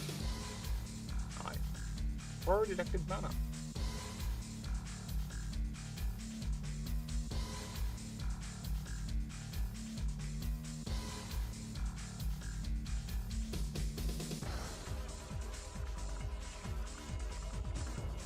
Next up, we have the Wind Raiders. They're a nomadic warriors of Ragnvaldr that operate in a skyship base called Cyclex. You can pick any air, martial, or base type creature as your starter. 3 adrenal boost. And the mark. Yeah, you're right. This should be bolded. Alright. Seal of the Endless Sky. Mark Rare, this creature's moves are counted as air type. Moves also. If the chosen move is already air type, it gains 10% more damage instead. Alright.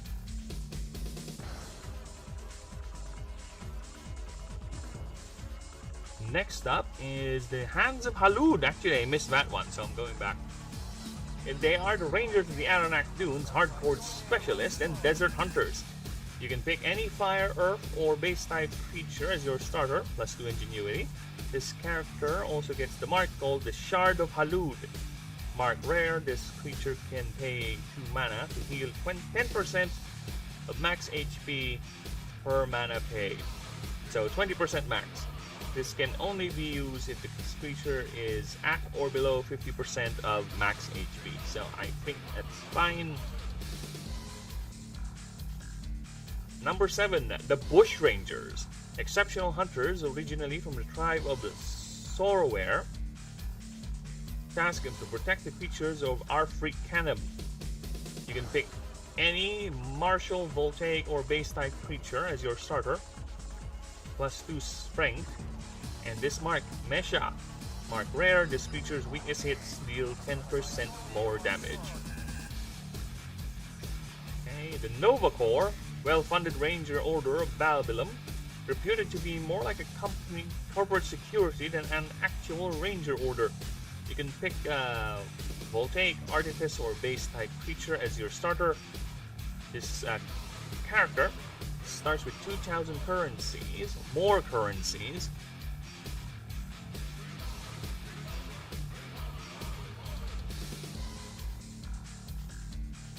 more currencies, and this mark Nova Star, mark rare, plus 10 more currency rewards, plus 1 more glyph rewards.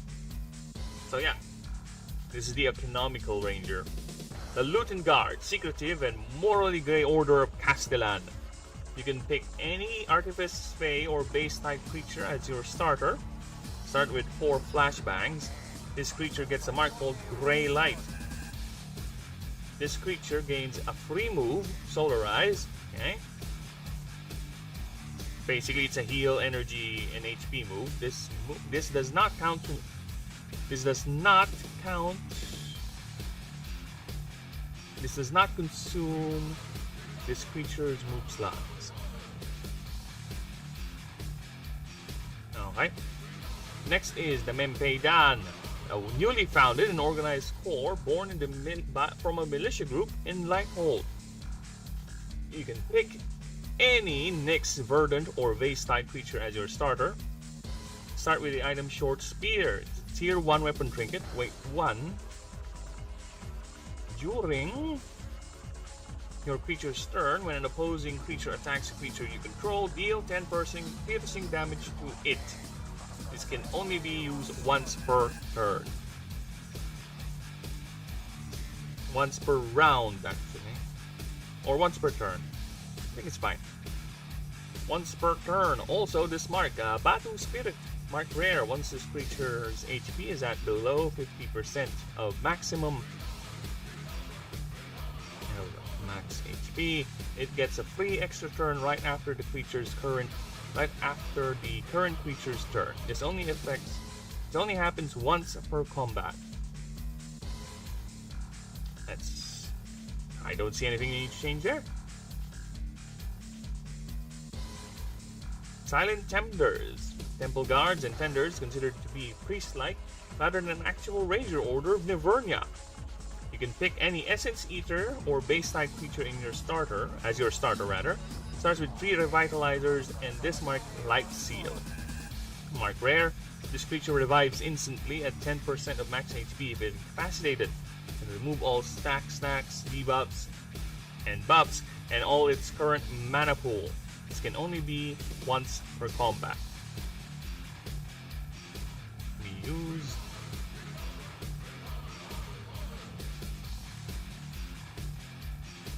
once per combat.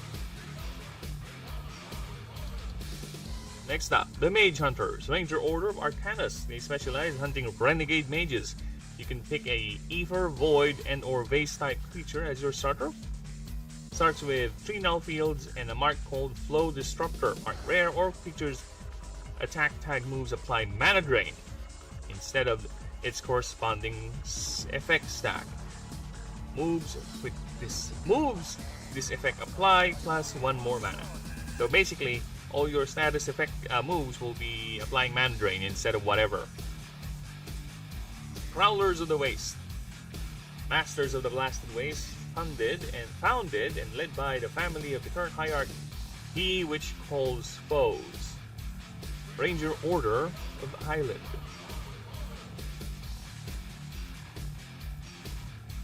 You can pick any Void, Fire, or Base type creature as your starter. Start with minus 2,000 currencies and this item.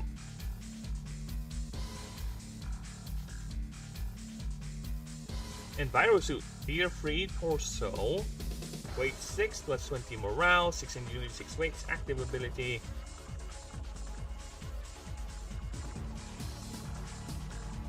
Once during combat, you may roll a 1d20 on a result of 12 or higher. Your chose a creature, it gains 2 mana. And also the mark called Otherworldly Shell. It's a mark rare. Once per combat, you may convert all stacks of this creature into Scorch, Void Touch, Rupture, or Toxic at half its value. Scions of Mageclaw, former Ranger Order of Aurichalcum and Aslan, renamed from the Golden Order. They patrol what little wilderness in Aslan and the entirety of the Brim Mountains.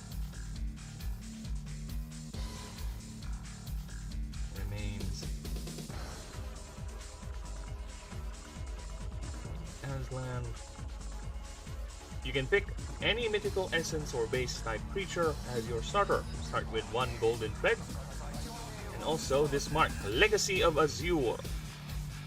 Mark for rare, this creature has PWR equal to this creature's double. Max double this creature's max PWR. If this creature is incapacitated, the creature who did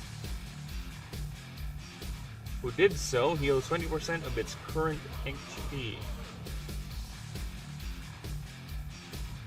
Yeah, so basically it gets a nice power boost, but it also heals the one who takes it out. Change your ways, border guards and tourist guides of the Valley of Miracles. You can pick any non-mythical, non-illuminate creature type as your starter. Basically everyone. +2 wits, also starts with the mark Miracle Badge. This creature is not affected by weakness hits. However, all its moves are considered base type. So yeah. It cannot be hit by weakness, but all its moves are neutral to everything. Not really, it's base type. So it's weak to a couple.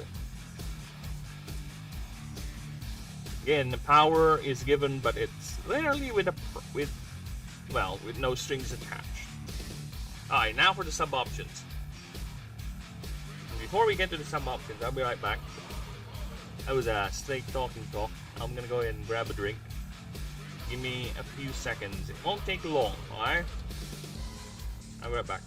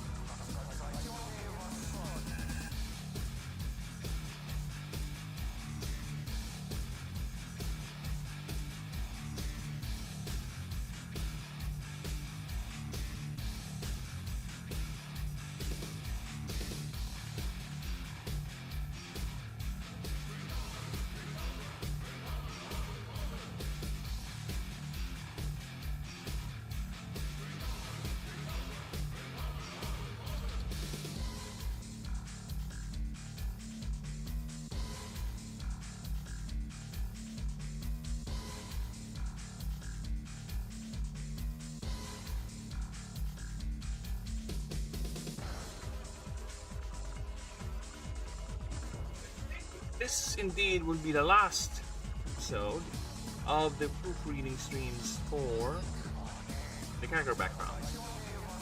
Next stream, I will be definitely doing the creatures from the proofreading pass and introducing it to you guys. Because whatever happens, I'm going to be finishing it off. So if I don't make it, I'm just going to end up doing Maestro offline. Actually, no. I still need to do the character leveling bullshit. But I think it's fine here. I don't need to change much. So, it is a quick pass.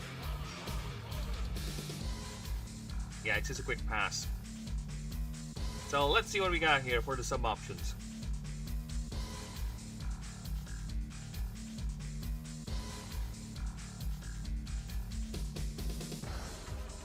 Alright.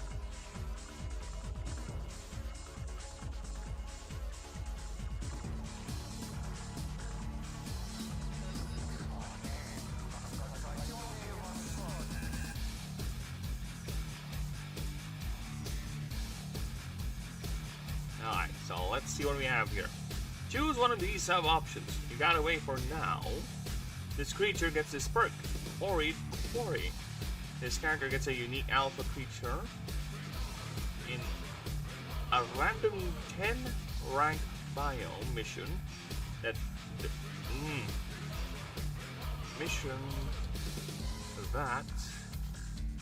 appears every 10 levels till level 70. This alpha creature is always 10 levels ahead of your character, and each fight gives you rewards. This fight is unskippable and must be done.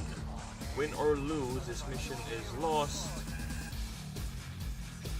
till the next time.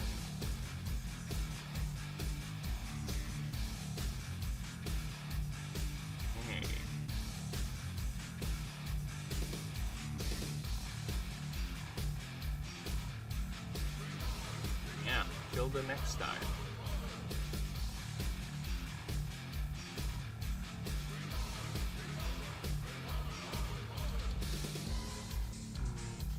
It's fine.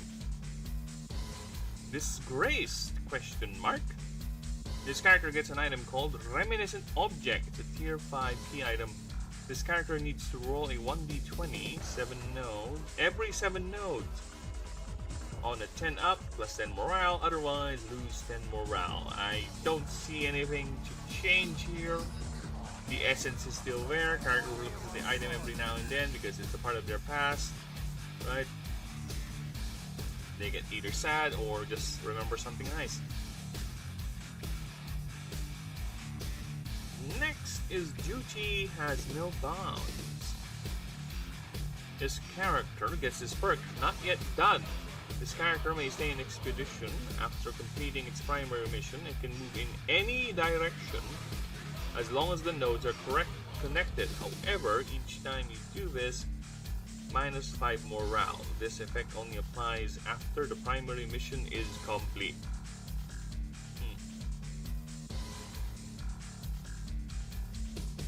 Next is Frontier Cop. This character takes only bounty missions at the start of the game. Can take bounty missions at the start of the game. Also gets a perk, Poaching the Poach. Okay, when this enters a bounty map, you may roll a 1d20 on 12. This character can start a node further, and you can repeat this as many times as you want. However, any failure, you get minus 10 morale.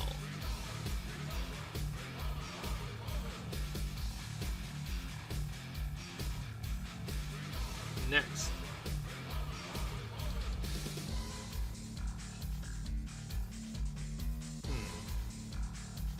Duty Has No Bounds. I think the wording is fine. I don't see it confusing or anything whatsoever. You can move in any direction as long as the nodes are connected. However, each time you do, minus 5 morale. Yeah. I don't know why. I don't know why it's getting confused. Because I typed this in for AI, trying to see what they think about. You know, see or basic proofread sort of pass. And instead of proofreading, it got confused as to what it does. Right? So I don't know. I don't see it confusing in any way whatsoever. But then again, if an actual person, an actual human tells me it is confusing, yeah, then most likely I'm going to think about changing it.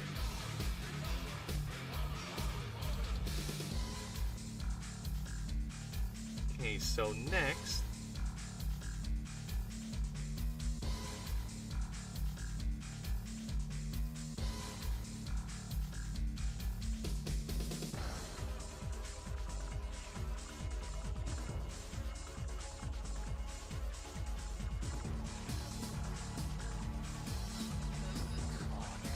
Sorry, replying on Discord.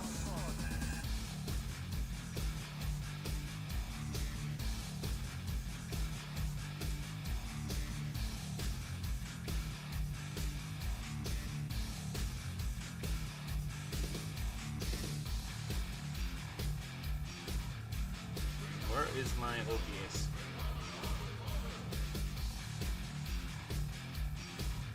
Where is that?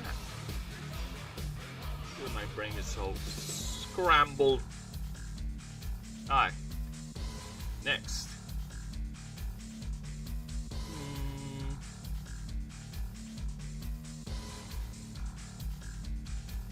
Can start a node further up.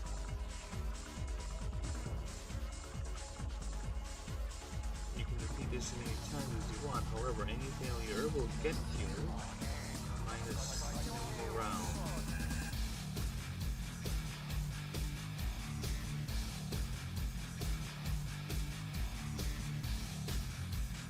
Yeah, I think we're fine with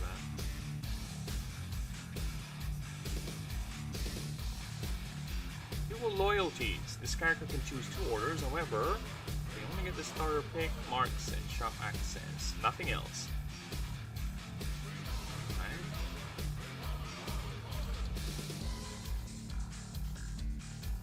I'm gonna reduce this. That should be enough. Now, what is a good sixth option for a ranger? Someone who has ranger orders, someone who is tied to the wilds, right? But more institutionalized.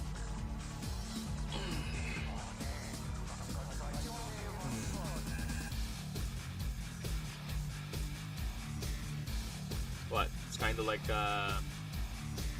Corpo, but reversed. I know.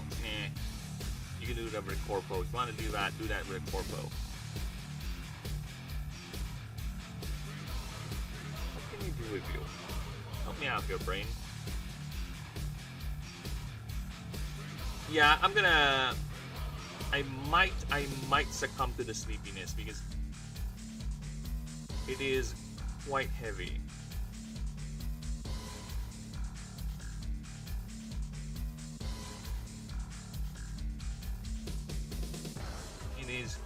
My eyes are getting too heavy, unfortunately. Probably. We'll see. We'll see, but yeah, I really gotta stop forcing myself doing these early streams. I think it's better if we just take a nap first. Take a fucking nap before actually going and doing the stream because I don't like this feeling.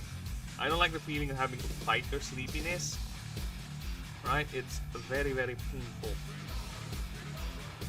Painful for the brain. My brain is going floopy gorps. It's literally melting. But I really want to do the project, unfortunately. I really need to do the project. So yeah.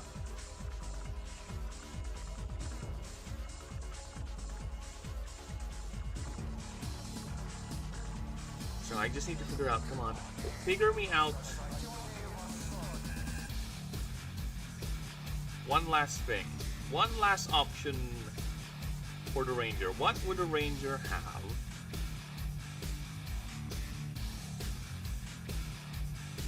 What other gimmick can a ranger have? Sniper thing? You're actually good and you're a sniper? We already have a sniper class. Yeah, we already have a sniper class character, so I don't think that's gonna fly. Literally.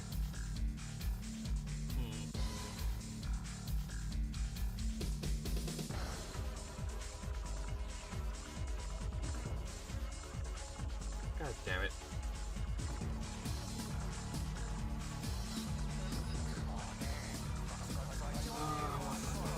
What?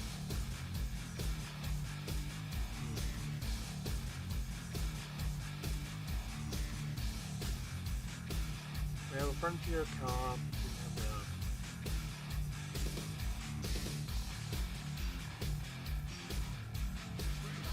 have a expedition. Oh my god, brain. Brain is fried. Brain is fried. It's done.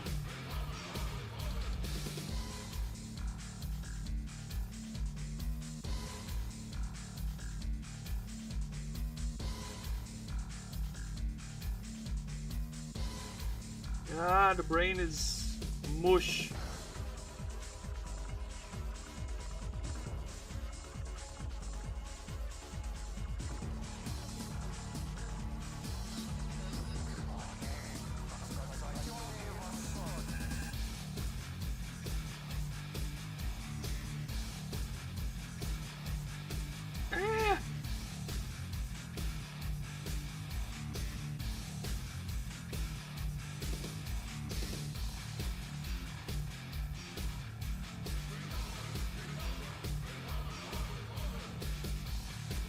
Can I do? What other ranger team? So it rolled around marks, right? Ooh. I have an idea. Yeah, I have an idea.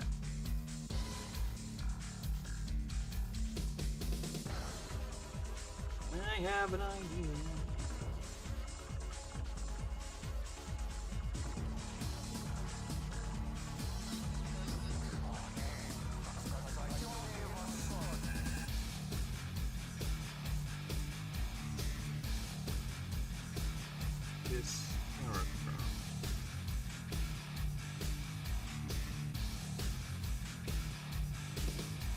It's gonna be perk or an item.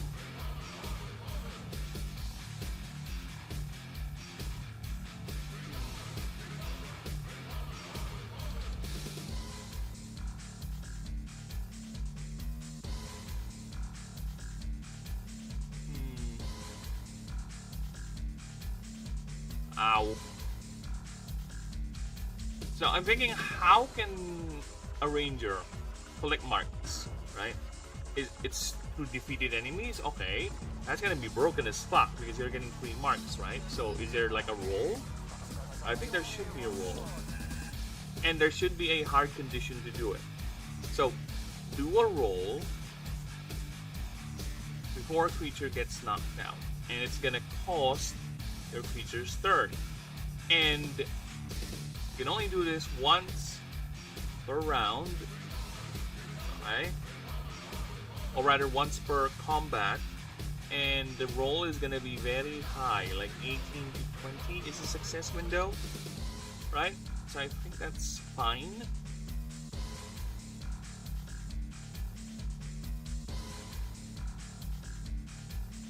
Yes, that is what we're going to do. This character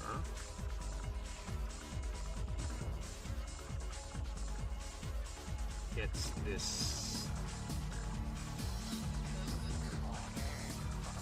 perk.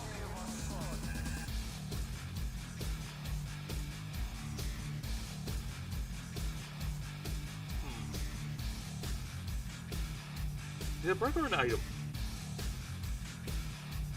You know what? I kind of want it to be an item.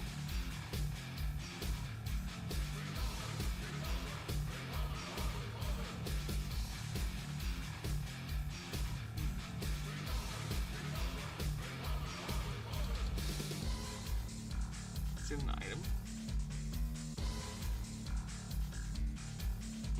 Big game ranger.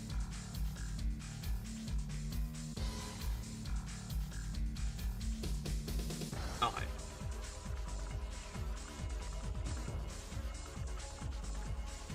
It's this item.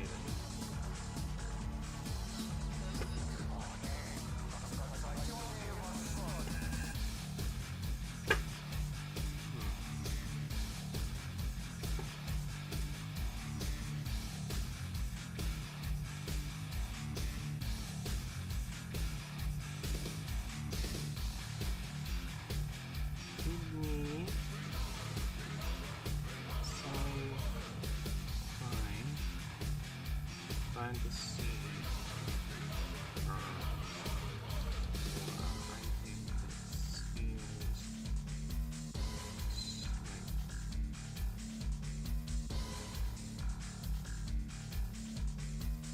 Leech something.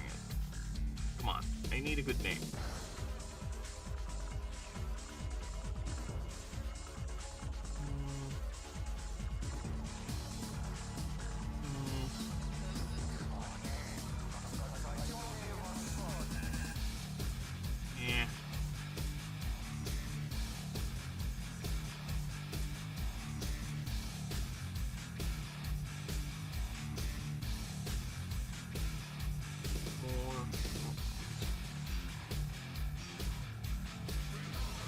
I don't like the first batch of names you give me.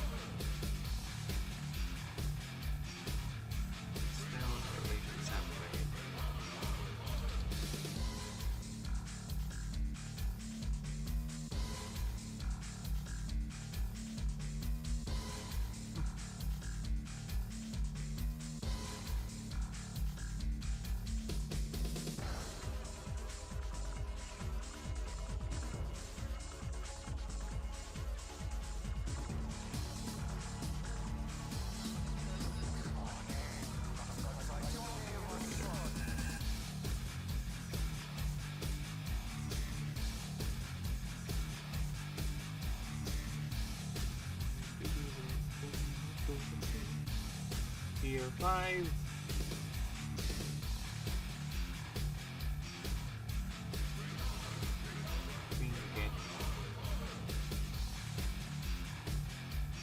No, left, right,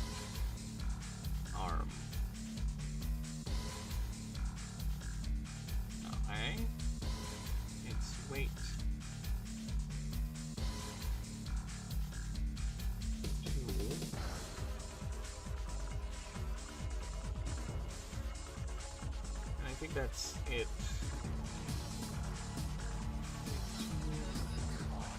Yeah, that's it. Okay, let's see what it does. Whenever, as long as this item is equipped,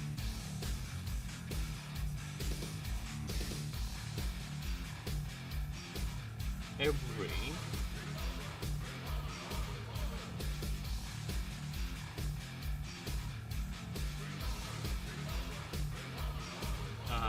seventh alpha.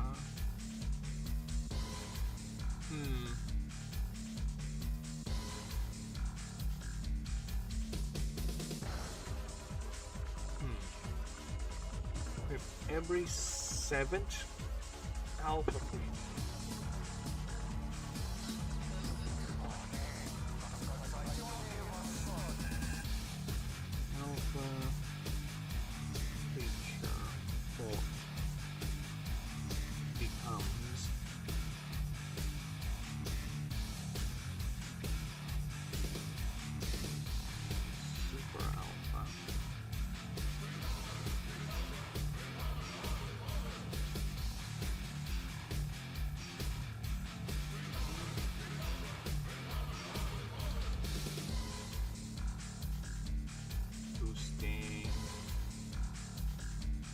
Additional 100% all stats.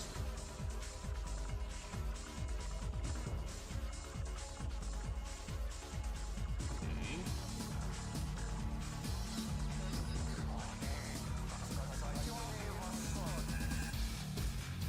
There we go. An additional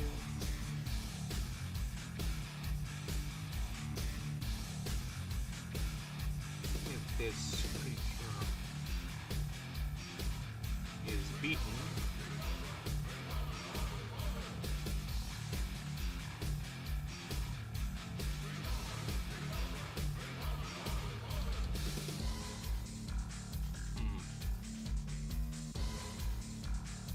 gain a random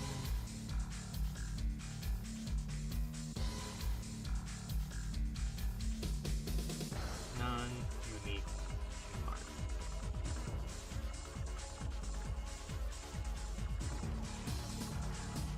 What did I type? Unique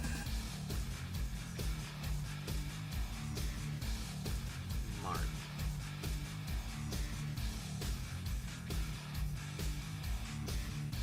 Chosen. In a pool. Brain.